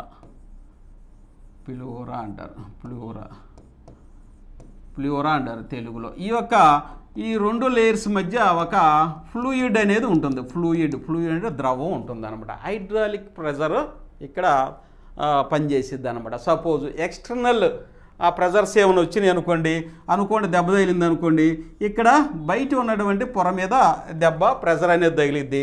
ఇదేం చేస్తుంది, దాన్ని దగ్గర ఉన్నటువంటి ఈ యొక్క ఫ్లూయిడ్ మీద ప్రెషర్ అయింది. లోపల ఉన్నటువంటి ఈ యొక్క లేయర్కి అయితే ఏ విధమైనటువంటి ఇబ్బంది ఉండదు. కాబట్టి ఈ యొక్క ప్ల్యూరా లేకపోతే ఆ యొక్క ప్ల్యూరాలో ఉన్నటువంటి ఫ్లూయిడ్ ద్వారా హైడ్రాలిక్ ప్రెజర్ లాగా పనిచేసి బయట ఉన్నటువంటి ఎక్స్టర్నల్ ప్రెజర్స్ నుంచి లంగ్స్ని రక్షించడానికి ఫ్లూయిడ్ అనేది ఉపయోగపడుతుంది. కాబట్టి ఈ 2 లేయర్స్ని ప్ల్యూరా అంటారు. ఆ ప్ల్యూరాలో ఉన్నటువంటి ఫ్లూయిడ్ని ఫ్లూయిడ్ అంటారనమాట. రైట్ లంగ్ అనేది పెద్దగా ఉంటుంది, 3 లోబ్స్తో నిర్మించబడి ఉంటుంది. ఈ యొక్క లంగ్స్ని యొక్క ఇదిగో చుట్టూ మొత్తం ఈ బ్రాంక్యూల్స్ రక్తనాళాలతో నిర్మించబడి ఉంటుంది. ఈ రక్తనాళాలను చిన్న కేశనాళిక వెంట్రిక్ కంటే ఇంకా సన్నగా ఉండి క్యాపిలరీస్ అంటారు, రక్త కేశనాళికలు అంటారు. ఇవి ఒక జల్లిల్లాగా నిర్మించబడి ఇవి ఈ లంగ్స్లో నిర్మితమై ఉంటుంది. ఈ జల్లెడ్ లాంటి నిర్మాణాలు చివరికి ఇక ఆల్వియోలై లాస్ట్ పాయింట్ అన్నటువంటి ఆల్వియోలైలో చూడండి, మనం లాస్ట్ పాయింట్ వాయుగోనులు అన్నాం. ఈ ఆల్వియోలైస్లో వచ్చేసరికి ఈ యొక్క రక్తనాళాలు అనేవి ప్రవేశిస్తాయి అన్నమాట. లంగ్స్ అనేవి కొన్ని మిలియన్ ఆఫ్ సెల్స్, చిన్న సెల్స్, వాటిని వాయుగోనులు లేకపోతే ఆల్వియోలస్ అంటారు. లేకపోతే ఆల్వియోలస్ అనే సింగులర్, ఆల్వియోలై వచ్చేసరికి ప్లూరల్ అనమాట. వాయుగోనులతో నిర్మించబడినటువంటి ఒక బ్యాగ్ లైక్ స్ట్రక్చర్ అనమాట. సంచి లాంటి నిర్మాణం, కొన్ని మిలియన్స్ ఉంటాయి. ఈ యొక్క మనం ఇందాక చెప్పుకున్నాం, basic and fundamental unit of lungs is called alveolus or వాయుగోనులు. గతంలో ప్రశ్న అనేది జరిగింది. ఈ యొక్క వాయుగోనుల్లోనే రక్తంలో ఉన్నటువంటి ఇక్కడే ఈ వాయుగోనులో ఆక్సిజన్ తీసుకొని కార్బన్ డైఆక్సైడ్ మరియు అదర్ పాయిజనస్ గ్యాసెస్ అని ఎక్స్చేంజ్ చేసుకుంటుందని చెప్పుకున్నాం మనం. ఎక్కడ జరిగిద్ది ఈ ప్రాసెస్ మొత్తం అంటే అల్వియోలార్ వాయుగోనుల్లో జరిగిద్ది. ఆ ప్రాసెస్ ఎలా జరుగుతుంది అనేది ఇక్కడ మీకు చక్కగా డయాగ్రామ్ రూపంలో ఇక్కడ ఇచ్చాను చూడండి. ఇదిగోండి ఎక్స్చేంజ్ ఆఫ్ గ్యాసెస్. అల్వియోలార్లో వాయు మార్పిడి అనేది ఒక ముఖ్యమైన శ్వాసకోశ ప్రక్రియ. దీనిలో పీల్చే గాలి నుండి ఆక్సిజను కేశనాళికల్లోని రక్తంలోకి వెళుతుంది మరియు రక్తం నుండి కార్బన్ డైఆక్సైడ్ పీల్చుకోవడానికి ఆల్వియోలార్కి వెళ్తుంది. ఇదిగోండి ఇది కానీ చూస్తే అల్వియోలార్ అనమాట. ఇది మీకు మైక్రోస్కోప్లో ఉన్నటువంటి దృశ్యము. చిన్న చిన్న మన కంటికి కనపడినటువంటి చిన్న చిన్న బేసిక్ ఇటుకలు లాంటి నిర్మాణం. ఒక బిల్డింగ్ తయారవ్వాలంటే ఇటుకలతో తయారవుతుంది. అలాగే ఒక లంగ్స్ తయారవ్వాలంటే ఈ యొక్క అల్వియోలస్ వాయుగోనులతో నిర్మితమై ఉంటుంది. కొన్ని మిలియన్లనే ఉంటాయి. ప్రతి వాయుగోనులో వచ్చేసరికి ఇదిగో ఆక్సిజన్ అనేది ఎక్స్చేంజ్ అవుతుంది. ఇక్కడ నుంచి ఏం చేస్తుంది, బయటి నుంచి ఇదిగో ఎయిర్ అనేది అల్వియోలార్కి వచ్చేసింది. ఇక్కడ ఆక్సిజన్ తీసుకుంటుంది. ఇదిగోండి ఆక్సిజన్ ఇది ఇక్కడ చూడండి. ఇది గుండ్రం కొన్నటువంటి ఈ సెల్స్ ఏంది, ఆర్బీసీ ఆక్సిజన్ని పట్టి ఉంచే గుణం ఉంటుంది. హీమోగ్లోబిన్ అనేది వర్ణద్రవ్యం ఉంటుంది. ఇదేం చేస్తుంది, ఈ గాలిలో ఉండే ఆక్సిజన్ని హీమోగ్లోబిన్ పట్టి తీసుకుంటుంది. హీమోగ్లోబిన్లో ఉండేటటువంటి మూలకం ఏం చెప్పాను, ఐరన్ ఆర్ ఫెర్రస్ అని చెప్పాం. ఐరన్ అడగవచ్చు, లేకపోతే ఫెర్రస్ అన్నాడు అనుకోండి మళ్ళీ మీకు డౌట్ వచ్చింది. అందుకని ఫెర్రస్ అని కూడా చెప్తున్నా. సైంటిఫిక్గా ఫెర్రస్ అంటారన్నమాట. ఒక్కొక్క హీమోగ్లోబిన్ మాలిక్యూల్ ఎన్ని ఆక్సిజన్ మాలిక్యూల్ తీసుకుంటుందంటే 4 ఆక్సిజన్ మాలిక్యూల్ని పట్టించడం గుణము ఒక హీమోగ్లోబిన్ మాలిక్యూల్కి ఉంటుంది. కాబట్టి ఇక్కడ ఫ్రీ ఎయిర్ అనేది మనం ముక్కు ద్వారా పీల్చుకొని లంగ్స్లోకి వచ్చింది. దీని ద్వారా ఆర్బీసీ ఆక్సిజన్ తీసుకొని ఇక్కడ కార్బన్ డైఆక్సైడ్ని రిలీజ్ చేస్తుంది. Carbon dioxide other allied poisonous gases అనేవి బయటికి రిలీజ్ అవుతుంది. ఇక్కడ చూడండి, ఇక్కడ మరి మన ఆన్సర్ ఏంటండి, ఇదిగోండి ఎక్స్చేంజ్ ఆఫ్ గ్యాసెస్ ఇన్ అల్వియోలస్ ఎక్కడ జరుగుతుంది, ఆక్సిజన్ తీసుకోవడం కార్బన్ డైఆక్సైడ్ని రిలీజ్ చేసేటటువంటి భాగం ఏంది లంగ్స్లో వచ్చేసరికి వాయుగోనులు ఆర్ అల్వియోలస్ అనమాట. ఇది మనకి ఎగ్జామినేషన్ పాయింట్ ఆఫ్ వ్యూలో అడిగేటటువంటి ప్రశ్నలు అనమాట. జాగ్రత్తగా మనం చదువుకుంటే ఇక మీరు బుక్ కూడా చదవాల్సిన పని అయితే ఉండదు. ఇవి శ్వాసక్రియలు అడిగేటటువంటి ప్రశ్నలు అన్నమాట. ఇవి మానవుల్లో ఉన్నటువంటి శ్వాస వ్యవస్థలో ఉన్నటువంటి భాగాలు. అలాగే మానవుల్లో పురుషుల్లో వచ్చేసరికి శ్వాసక్రియని నిర్వర్తించడంలో ప్రముఖమైనటువంటి భాగం ఏది, నిర్వర్తించడం అంటే డయాఫ్రమ్ అంటారు. దీన్నే ఉదర కుహరము అంటారు.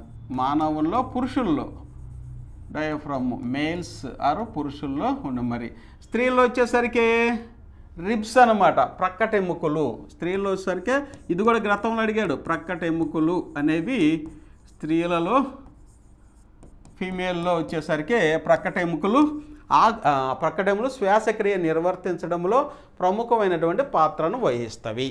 ఇవి ఎగ్జామినేషన్ పాయింట్ ఆఫ్ వ్యూలో మీకు ఎక్స్ప్లెయిన్ చేస్తున్నా. అలాగే ఇప్పుడు వరకు మనం చెప్పుకున్నదంతా చూడండి, ఇక్కడ చక్కగా మీకు కనిపిస్తుంది. ఇక్కడ 1 వచ్చేసరికి చూడండి శ్వాసనాళము. ఇదే మనం బ్రాంక్యూల్ అనుకున్నాం, బ్రాంకస్ అనుకున్నాం. ఇక ప్రధాన శ్వాసనాళం మెయిన్ స్టెమ్ బ్రాంకస్. ఇదిగోండి ఇది రెండోది. ఇదిగోండి ఇక్కడ డివైడ్ అయింది. ఇదేంటి ట్రెకియా నుంచి డివైడ్ అయింది అనమాట, ఇటు డివైడ్ అయింది. ఇక నెక్స్ట్ ఖండ శ్వాసనాలు. దీని నుంచి బ్రాంచెస్ వస్తాయి. ఇదిగోండి చిన్న చిన్న బ్రాంచెస్గా ఏర్పాటు అవుతాయి, చిన్న చిన్న బ్రాంచెస్కి వచ్చేస్తాయి అనమాట.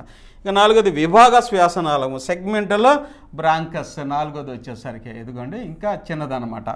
5వది అతి సూక్ష్మ శ్వాసనాళిక, బ్రాంకియోల్ అని అంటారు. ఇదిగోండి ఇంకా చిన్న చిన్న వెంట్రుక కంటే సన్నగా. ఇక 6వది వచ్చేసరికి అల్వియోలార్ వాహిక. ఇదిగోండి అల్వియోలార్లోకి వచ్చింది అనమాట 6వది.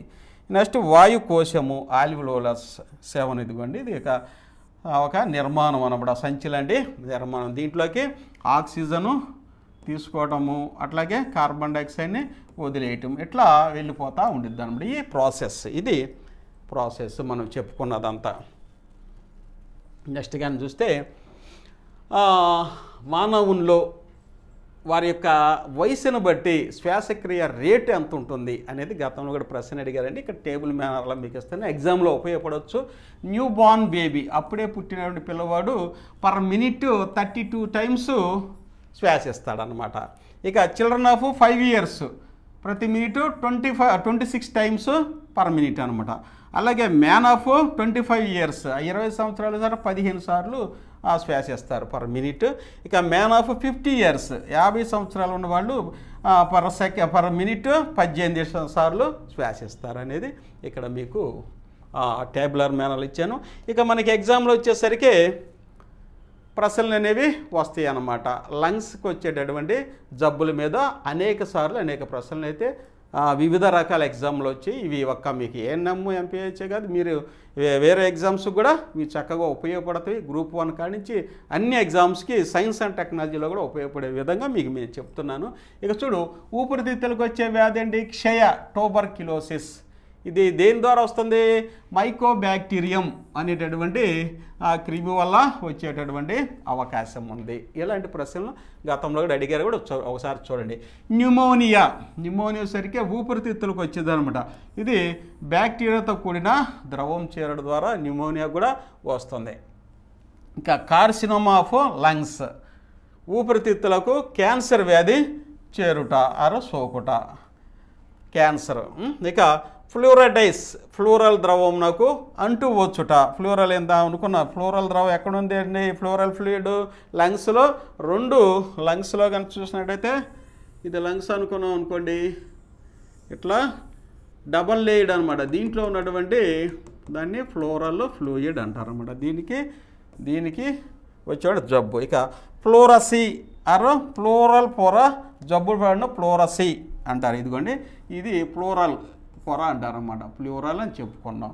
మన ఊపిరితిత్తుల చుట్టూ ఉండేటువంటి పొరని ఫ్లూరల్ పొర అంటారు.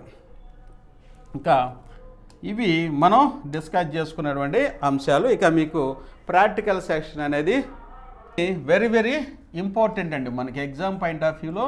వీటన్నిటి కూడా ఒకసారి చూసుకోండి. కాబట్టి శ్వాసక్రియ గురించే చాలాసేపు చెప్పుకున్నాం. మీకు బిట్స్ అనేవి పోకుండా ఉండాలని ప్రతి అంశాన్ని నేను ఈ వీడియోలో కవర్ చేశాను. దాంతోపాటుగా మనకి బాగా అర్థం అవ్వాలంటే ప్రాక్టికల్ సెషన్ కూడా ఉంటే బాగుంటుంది. ఎందుకంటే మనం సైన్స్ స్టూడెంట్స్ కాబట్టి ప్రతిదీ ల్యాబ్లో చేస్తాం కాబట్టి ఆ ప్రాక్టికల్ సెషన్ కూడా 3D యానిమేషన్లో మీకు చూపిస్తా. ఒకసారి చూడండి, మీకు కూడా అవగాహన వస్తుంది. ఇదిగోండి, జనరల్గా చూస్తే ఇవి మనం డిస్కస్ చేసుకుంది. 3Dలో కనుక చూసినట్లయితే ఇక్కడ మొట్టమొదటి పార్ట్ ఏం చెప్పుకున్నాం? నాస్ట్రిల్స్ అని చెప్పుకున్నాం. ఇదిగోండి, నాస్ట్రిల్స్. ఇది మానవుని యొక్క శ్వాస వ్యవస్థని ప్రాక్టికల్ మేనర్లో 3D విధానంలో ఒకసారి చూద్దాం. మీకు కూడా అవగాహన వస్తుంది. కంటితో చూసేదాన్ని మనం ఎక్కువ గుర్తుంచుకోవడానికి మన అందరికీ తెలుసండి. ప్రతి బిట్ ఇంపార్టెంటే. మనం డిఎస్సిలో చూసాము, ప్రతి హాఫ్ మార్కుకి కొన్ని వేల ర్యాంకులు అయిపోయినాయి. కాబట్టి ఏది ఈజీగా తీసుకోవద్దు, ఒకసారి చూడండి, గుర్తు వస్తుంది మీకు. ఇక్కడ చూడండి, ఇది వచ్చేసరికి నాస్ట్రిల్స్. చూడండి, నాస్ట్రిల్స్ ఇది చక్కగా పెద్ద వ్యూ అయితే వచ్చిందండి. కాబట్టి మీకు దీన్ని చక్కగా దగ్గర చూపెడతా. చూడండి, ఇదండి, ఇది నాస్ట్రిల్స్. ఇదిగోండి నాస్ట్రిల్స్, నేసల్ క్యావిటీ. ఇదిగోండి ముక్కు ద్వారా వెళ్ళింది ఈ భాగం. మనం నేసల్ క్యావిటీ చూసాం. అలాగే దీన్ని మనం 3D వ్యూలో చూసుకోవచ్చు చక్కగా. ఇదిగోండి ఇటు కనుకంటే ఇటు వచ్చేసి ఇది నేసల్ క్యావిటీ. ఈ నేసల్ క్యావిటీ కింద మనకి గ్రసని ప్యారింగ్స్ అనేది ఉంది. ఈ ప్యారింగ్స్ ఒకసారి చూద్దాం. దీని ఇప్పుడు లారింగ్స్ వచ్చింది, లారింగ్స్ పైన ప్యారింగ్స్ ఉండేది మనకి. చూడండి, ఇదిగోండి లారింగ్స్ ఏమని చెప్పాను నేను? వాయిస్ బాక్స్ అని చెప్పి, ఇక్కడే స్వరతంతులు అనేవి ఉంటాయని చెప్పాను. ఇది నాస్ట్రిల్స్. నాస్ట్రిల్స్ అంటే నాసికా రంధ్రాలు. నాస్ట్రిల్స్ నాసికా రంధ్రాలు. దాని వెనక చెప్పే మ్యూకస్ మెంబ్రేన్ ఉండిద్ది, ఇందులో పొరల్లాగా ఉండిద్ది. ఇక్కడ హాస్య కుహరము నోటిని మరియు పైన ఉన్నటువంటి నేసల్ క్యావిటీని డివైడ్ చేసే భాగం ఏంటి? ప్యాలెట్. ఇది అట్లా గుర్తుంచుకోండి, ప్యాలెట్ అంటారు దీన్ని. ప్యాలెట్ హాస్య కుహరాన్ని అంటే ఈ నోటి భాగాన్ని ముక్కు పైన ఉన్న భాగంలో అంగిల్లో ఉన్న పై భాగాన్ని ఏమంటారంటే ప్యాలెట్. ఎగ్జామ్లో వచ్చిందని నేను చెప్తున్నాను. ఆ తర్వాత ఇదిగోండి ఇక్కడ క్రిందిగా వచ్చినవి చూసారా, ఇవన్నీ నాస్ట్రల్కి చూస్తే నాస్ట్రల్ తర్వాత వచ్చేది ఏంది, నేసల్ క్యావిటీస్ అంటే నాసికా కుహరాలు. ఇది ఈ నాసికా కుహరాలు ఏముంటాయని చెప్పాను నేను. ఇక్కడ nasal cavities very very important. Nasal cavities very very important. వీటిలో ఏముంటుంది, హెయిర్ ఉంటాయని చెప్పాను, షార్ట్ హెయిర్ ఉంటుంది. దాంతోపాటు మ్యూకస్ మెంబ్రేన్ కూడా ఉంటుంది. మ్యూకస్ మెంబ్రేన్ అంటారు నేసల్ క్యావిటీ. వీటి యొక్క ఇంపార్టెన్స్ ఏంటి, హెయిర్ వచ్చేసరికి to prevent the dust particles to entry in nasal cavities. Prevent dust particles hairs చేస్తాయి, ఫిల్టర్ చేస్తాయి. Mucus membrane to reduce the temperature according to body temperature. బయట ఉన్న టెంపరేచర్ని బాడీ టెంపరేచర్కి అడ్జస్ట్ చేసేది mucus membrane, jelly like fluid అనమాట. ఇక్కడ ఉండిద్ది అది. ఇదిగోండి మన నేసల్. ఆ తర్వాత ఇక్కడ ఓపెన్ అవుతూ ఒక భాగం అనేది ఉంటుంది ప్యారింగ్స్, లారింగ్స్ పైన. దాన్ని ప్యారింగ్స్ అని చెప్పాం. ప్యారింగ్స్ అంటే గ్రసని ఆరు సప్తపది అని చెప్పా. సప్తపది అంటే 7 7 రంధ్రాలు కలిసేటటువంటి ప్రదేశము. ఇక్కడ చెవుల నుంచి 2 ఇయర్స్ నుంచి 2 ఈస్టేషియన్ ఇదనమాట చెవుల నుంచి. అలాగే నోస్ నుంచి 2 రంధ్రాలు. అలాగే మౌత్ ఆస్య కుహరం నుంచి 1. అలాగే డైజెస్టివ్ సిస్టమ్ నుంచి 1. ఇక లంగ్స్ ఆరు రెస్పిరేటరీ ట్రాక్ నుంచి 1. మొత్తం 7 రంధ్రాలు కలిసేటటువంటి ప్రదేశం ఏది అని అడిగితే ప్యారింగ్స్, గ్రసని, సప్తపది ఇదన్నమాట. దాని కింద ఉన్నటువంటి లారింగ్స్ అంటారు. లారింగ్స్ అంటే దీన్ని వాయిస్ బాక్స్ అంటారని చెప్పా. వాయిస్ బాక్స్లో ఏముంటవి, VOCE వాయిస్ బాక్స్. దీన్ని ధ్వని పెట్టె అంటారు లారింగ్స్ అని. దీంట్లో ఏముంటవి ధ్వని పెట్టెలో వోకల్ కార్డ్స్. ఎన్ని ఉంటాయి, 1 పెయిర్ వోకల్ కార్డ్స్, ఒక జత ఉంటాయి. 1 పెయిర్ ఒక జత ఉంటాయి. ఇవి మనం నిశ్వాసం గాలిని వదిలేటప్పుడు ధ్వనిని ఉద్భవిస్తాయి కాబట్టి లారింగ్స్ని were called as voice box అన్నాం. దాన్ని ఆనుకొని ఇదిగో 3వ భాగంలో ఉండేది ఇదండి. ఇది ట్రెకియా అంటారు. ట్రెకియా ఆరు గాలి గొట్టము అంటారు. ట్రెకియా ఆరు గాలి గొట్టము అంటారు. దీన్ని గాలి గొట్టము అంటారు. దీని దగ్గర కనుక మనం వచ్చామంటే ఇదిగోండి, దీని దగ్గర కనుక మనం వచ్చామంటే చూడండి, ఇదిగోండి ఇది ట్రెకియా. చూడండి ట్రెకియా, ఇదిగోండి ఇది ట్రెకియా. పెద్దగా కనపడుతుంది. ఇదిగో ట్రెకియా, ఇది ట్రెకియా. ఇక్కడ కూడా బిట్స్ వస్తాయి మనకి. ట్రెకియా, దీన్ని గాలిగొట్టము అంటారు. ఈ గాలిగొట్టము మూసుకుపోతే ఏమైంది, గాలి అనేది లంగ్స్లోకి రాదు. కాబట్టి ఇక్కడ చూడండి, ఇది ఇక్కడ కార్టిలేజినియస్ రింగ్స్ అనే సి షేప్లో ఉన్నటువంటి కార్టిలేజియస్ రింగ్స్, మృదు కణజాలంతో నిర్మించబడినటువంటి ఎముక ద్వారా నిర్మించబడిన సి షేప్డ్ రింగ్స్ అంటారు. అవి ఇక్కడ ఉన్నవి. వీటి యొక్క ముఖ్యమైనటువంటి ఇదేంటి, to prevent collapsing or closing of ట్రెకియాని మూసుకుపోకుండా, పతనం కాకుండా కాపాడేది ఈ సి షేప్డ్ కార్టిలేజినస్ రింగ్స్. గతంలో అడిగారు. ఇక్కడ నుంచి చూడండి, ఇది 2 భాగాలుగా డివైడ్ అవుతుంది. 2 భాగాలుగా ఈ బ్రాంకియోల్స్ ఆర్ బ్రాంకై అంటారు అనమాట. ఇక్కడి నుంచి గాలి గొట్టాలనేవి ఇక్కడ ఈ లంగ్స్ మొత్తం ఇట్లా చిన్న శ్వాసనాళాలుగా ఒక నెట్వర్క్ లాగా ఏర్పడిద్ది అనమాట. ఇది మీకు 3D వ్యూలో చూపిస్తున్నాను. అలాగే మిగతా భాగాలు కూడా చూద్దాం. చూడండి,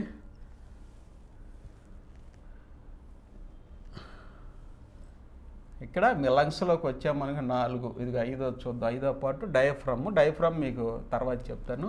ఇక్కడ చూడండి, లంగ్స్ చూద్దాం. వెరీ వెరీ ఇంపార్టెంట్ లంగ్స్ కదా మనకి.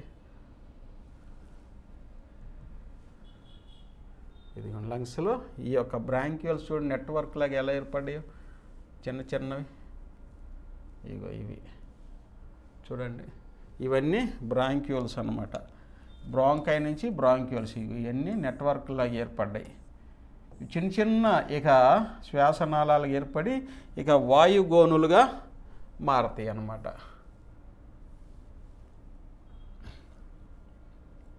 ఇదిగోండి ఇట్లా మనం ఎట్లా అంటే ఇట్లా చూసుకోవచ్చు, లేకపోతే ఎట్లా అంటే ఇట్లా కిందకు వస్తాయి, ఇట్లా అడ్జస్ట్ చేసుకోవచ్చు. కాబట్టి ఇది మీకు 3D యానిమేషన్లో చక్కగా మనం ప్రతిరోజు చూసుకునేటటువంటి విధానము. క్లాసెస్ కూడా మీకు చక్కగా అర్థమయ్యే రీతిలో అప్లై చెప్తున్నాము. ఇదిగోండి క్రింద చూడండి డయాఫ్రమ్, ఇది మేల్స్ పురుషుల్లో శ్వాసక్రియ అనేది సక్రమంగా అవడానికి ఆ రేటు పెరగడానికి ఉపయోగపడుద్ది. అదే ఉమెన్స్లో సరికి రిబ్స్ ప్రక్కట ఎముకల ద్వారా ఎక్కువ సహాయం తీసుకుంటుంది. ఇది 3D యానిమేషన్లో కూడా మన జయదేవ అకాడమీ మీ క్లాసెస్ అనేవి అందిస్తున్నామండి. ఇంకా మిగతా క్లాసెస్ కూడా అలానే చెప్తాము. హ్యాపీగా మీరు ఒక్కసారి మీరు ఏ ఉద్యోగం చేసినా మీరు ఒక్కసారి ఈ క్లాసెస్ వింటే మీకు హ్యాపీగా సరిపోతుందండి. హ్యాపీగా ప్రతి బిట్ మీరు ఆన్సర్ చేయగలరు. అలాగే మన జయదేవ అకాడమీలో జాయిన్ అవ్వడానికి ఎలా సార్ అని చాలామంది అడుగుతున్నారండి. వారందరికీ మళ్ళొకసారి కొత్తగా చూసేవాళ్ళు మీ అందరికీ నేను ఎక్స్ప్లెయిన్ చేస్తాను, వినండి.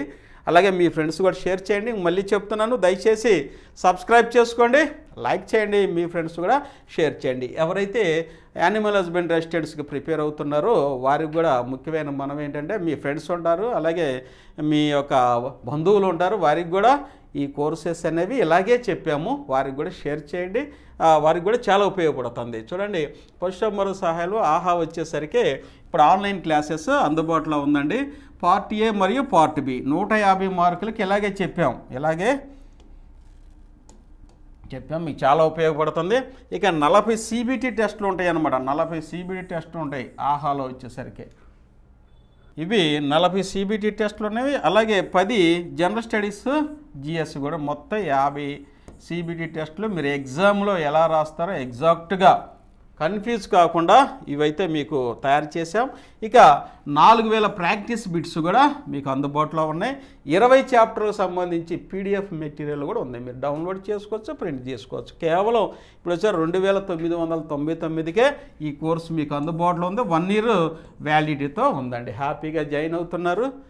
మంచిగా కాంబో ప్యాక్ ఇక మీకు దీంతో సరిపోతుందండి. దీంతో పాటుగా మనం ఆంధ్రప్రదేశ్ ప్రభుత్వ పథకాలు పాలసీలకు సంబంధించినటువంటి ఇవి కూడా ఈ బుక్స్ కూడా అయితే ఇవి సాఫ్ట్ కాపీ మీకు ఇందులో వస్తుంది. బుక్ అయితే పర్చేజ్ చేసుకోవాలి. ఈ బుక్స్ కూడా మీకు అందుబాటులో ఉన్నాయండి. ఇవి కూడా ఈ బుక్స్ కూడా సాఫ్ట్ కాపీ మీకు ఇందులో ఫ్రీగా ఇస్తాం. 350 కాస్ట్ అయితే మీకు కావాలంటే ఇది కూడా మీకు ఫ్రీగా అనేది వస్తుంది. ఓకేనా. ఇక ఆన్లైన్ క్లాసెస్ అన్నీ మన జయదేవ అకాడమీ ద్వారా మీకు అందుబాటులో ఉన్నాయి. మళ్ళీ ఒకసారి మీకు ఎక్స్ప్లెయిన్ చేస్తా చూడండి స్పీడ్గా, వీడియోలు ఎంత అవుతుంది. ఇక ఇది కనుక చూసినట్టయితే CBT టెస్ట్ కావాలి సార్ అంటే 299. ఇక్కడ CBT టెస్ట్లు అనేవి మీకు అందుబాటులో ఉన్నాయి. యానిమల్ హస్బెండరీ అసిస్టెంట్స్కి ఇది 40 CBT ప్లస్ 40 మొత్తం 50 CBT టెస్ట్లు అయితే ఉన్నాయి. జయదేవ అకాడమీ యాప్ డౌన్లోడ్ చేసుకోండి. అది ఎలా కూడా నేను చెప్తా. ఇక బుక్స్ కావాలని చాలామంది అడుగుతున్నారండి. గ్రామ వార్డు సచివాలయ స్థాపన లక్ష్యాలు పాత బుక్ అనుకోవద్దు, ఒకవేళ చిన్న బుక్కులు అనుకుంటారేమో. మేము పెద్ద పెద్ద బుక్కుల్ని వెరిఫై చేసి ఎగ్జామినేషన్ పాయింట్ ఆఫ్ వ్యూలో మీకు థీమ్ అనేది అందించాం. కాబట్టి ఈ బుక్స్ చాలామంది తీసుకుంటున్నారు. ఇది గ్రామ వార్డు సచివాలయ స్థాపన లక్ష్యాలు, వాటి యొక్క జీవోలు, వాటికి సంబంధించిన మొత్తం పంచాయతీరాజ్ యాక్ట్ 1994 మొత్తం ఇందులో ఉంటుందండి. ఇది చదివితే మీకైతే అవగాహన అయితే వస్తుంది. ఈ బుక్ ఒక స్కీమ్స్ వచ్చేసరికి ఇక్కడ ఈరోజు స్కీమ్స్ దీంట్లో మనం రీప్లేస్ చేసుకుంటే సరిపోయింది. ఇది కాకపోతే చాలా ఉపయోగపడుతుంది మీకు. పంచాయతీరాజ్ యాక్ట్, గ్రామ వార్డు సచివాలయం ఎన్ని లక్ష్యాలు మొత్తం దీంట్లో వస్తుంది ఈ బుక్. ప్లస్ ఇంకోటి టాప్ 10 మోడల్ పేపర్స్ ఈ బుక్. ఇంకా ఈరోజు వరకు ఏపీ ప్రభుత్వ పథకాల పాలసీల సర్వేలు మొత్తం ఈరోజు వరకు 650 బిట్స్ అయితే మీకు కష్టపడి తయారు చేసామండి. 650 బిట్స్ అయితే ఈ బుక్లో ఉన్నాయి. ఈ 3 కలిపి కాంబో ప్యాక్ రూపంలో మీకైతే అందుబాటులో తీసుకొస్తాను. ఇలా పంపండి. ఇలా మీరు ఫోన్పే చేయండి. డైరెక్ట్గా యాప్లోకి వెళ్ళొద్దు. డైరెక్ట్గా 999 రూపాయలు ఈ నెంబర్కి ఫోన్పే చేయండి. ఈ నెంబర్ ఫోన్పే చేసి అది స్క్రీన్ షాట్ తీసి ఇదే నెంబర్కి వాట్సాప్లో పెట్టి కింద మీ ఫుల్ అడ్రస్ అనేది రాయండి.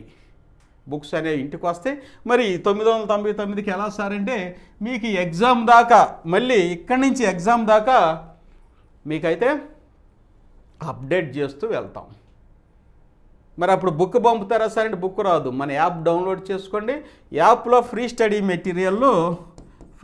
మెటీరియల్లో మీకు పేపర్ మీద రాసి చక్కగా అప్డేట్ చేసి అందులో పెడతాం. అక్కడ చదువుకోవచ్చు. ఇప్పటి వరకైతే బుక్స్ వస్తాయి. ఓకేనా? ఇది మనం ఆఫర్ చేసే బుక్స్ అండి. హ్యాపీగా పర్చేస్ చేసుకోండి. అన్నిటికీ ఈ బుక్ అయితే అన్నిటికీ ఉపయోగపడుతుందండి. గ్రూప్ 1 నుంచి గ్రూప్ 2 మొత్తం అన్ని ఆంధ్రప్రదేశ్లో ఉన్న ప్రభుత్వ పాలసీ మొత్తం ఫారెస్ట్ ఎగ్జామ్లో కూడా 15 నుంచి 20 క్వశ్చన్లు అయితే ఈ బుక్ నుంచి వస్తే హ్యాపీగా మీరు పర్చేస్ చేసుకోవచ్చు. నెక్స్ట్ మెగా గ్రాండ్ టెస్ట్ అనేది మన యాప్లో ఉందండి. ఎప్పుడైనా 24లో ఎప్పుడైనా ఏ రోజైనా ఈ యొక్క మెగా గ్రాండ్ టెస్ట్ కానీ ఒకసారి మీరు రాసుకుంటే గ్రామ వార్డు సచివాలయం ఎగ్జామ్ పేపర్ ఎలా ఉండబోతుందని మీకు అవగాహన అవుతుంది.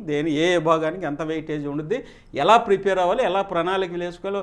అస్తమానం ఎక్కువ చదివి ఏయో ఉపయోగం లేని చదవకుండా ఈ ఎగ్జామ్ ప్యాటర్న్కి మీకు ఏం ఉపయోగపడిందో ఒక అవగాహన అయితే వచ్చింది. ఇంకోటి ఏంటంటే కైండ్లీ రిక్వెస్ట్, ఒకసారి కనుక ఎగ్జామ్ స్టార్ట్ చేస్తే 150 మార్కులు కంప్లీట్ చేయండి. 1 నుంచి 150 వరకు కంప్లీట్ చేస్తే మీకు ఈ మార్క్స్ ఇవన్నీ వస్తాయి. మళ్ళీ మధ్యలో ఆపి ఎక్కడికన్నా వెళ్తే మళ్ళీ పోయిద్ది. మళ్ళీ 20 రూపాయలు కట్టుకోవాలి.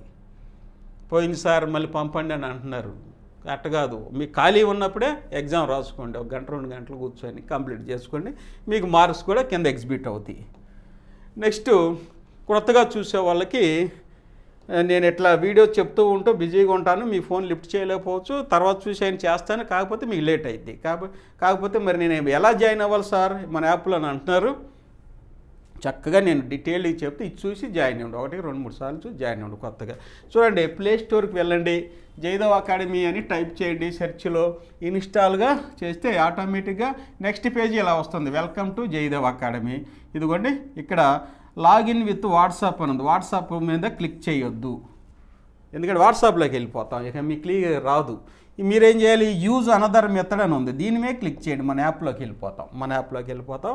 అక్కడ మన నెక్స్ట్ ఇలా వస్తుంది పేజీ. దాంట్లో మీరు ఏ నెంబర్ అయితే చూస్తున్నారో ఆ నెంబరు ఇక్కడ టైప్ చేయండి. దానికి ఓటీపీ అనేది వస్తుంది. ఆ ఓటీపీని ఎంటర్ చేసేస్తే ఆ యొక్క యాప్లోకి మన సెల్ అనేది వచ్చేస్తుంది.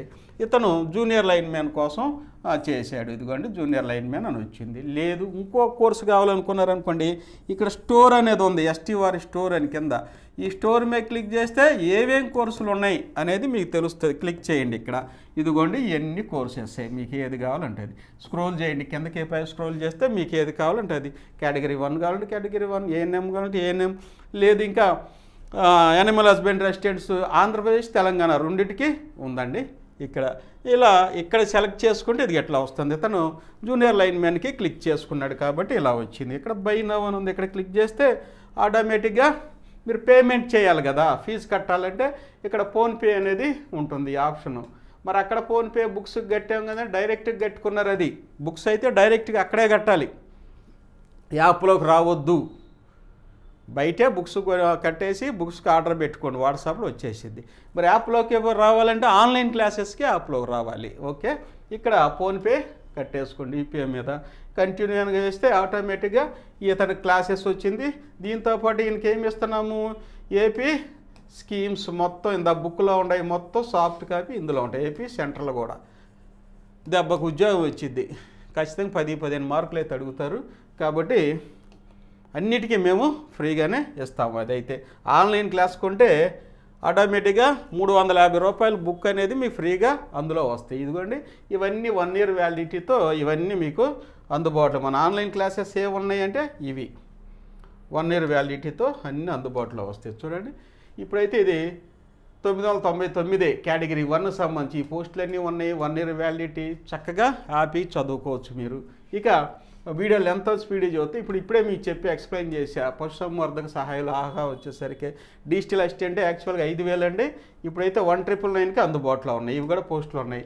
ఇంజనీరింగ్ అసిస్టెంట్ 1,999కి 5,000ది. రేపు నోటిఫికేషన్ వస్తే పెరిగే అవకాశం ఉంది. హ్యాపీగా సబ్స్క్రైబ్ చేసుకోండి, కొనుక్కోండి. Village surveyor 1,999 5,000ది. ఇక జూనియర్ లైన్ మ్యాన్ కూడా 1,999కి అందుబాటులో ఉంది. అలాగే ఇదిగోండి జూనియర్ లైన్ మ్యాన్ ఇలా ఉంటుంది సింబల్. ఇవన్నీ మన బుక్స్ అండి. మీకు ఇది టెస్ట్ సిరీస్ కూడా మీకు ఎక్కడైతే ఉన్నాయి. ఇవన్నీ టెస్ట్ సిరీసు. ఏది కావాలంటే అది హ్యాపీగా మీరు జాయిన్ అయిపోవచ్చు. ఇవన్నీ మళ్ళీ ఒకసారి మీకు ఎగ్జిబిట్ చేస్తున్నా కాబట్టి చక్కగా చెప్పాం. వీడియో మొత్తం చూసినందుకు మీ అందరికీ మరొకసారి జయదేవ్ అకాడమీ ద్వారా ధన్యవాదాలు తెలియచేస్తూ హ్యాపీగా దసరాకి మంచిగా ప్రిపరేషన్ స్టార్ట్ చేసి దసరా నుంచి మీ ప్రిపరేషన్ స్టార్ట్ చేయండి. విజయోస్తు, విజయదశమి కాబట్టి మీ ప్రిపరేషన్ కూడా మంచిగా విజయంలో కొనసాగిస్తుందని సదా ఆశిస్తూ మీ యొక్క జయదేవ్ అకాడమీ అండి మిమ్మల్ని ఆశీర్వదిస్తూ దయచేసి సబ్స్క్రైబ్ చేయండి, లైక్ చేయండి, మీ ఫ్రెండ్స్ కూడా షేర్ చేయండి. థ్యాంక్ యూ అనండి.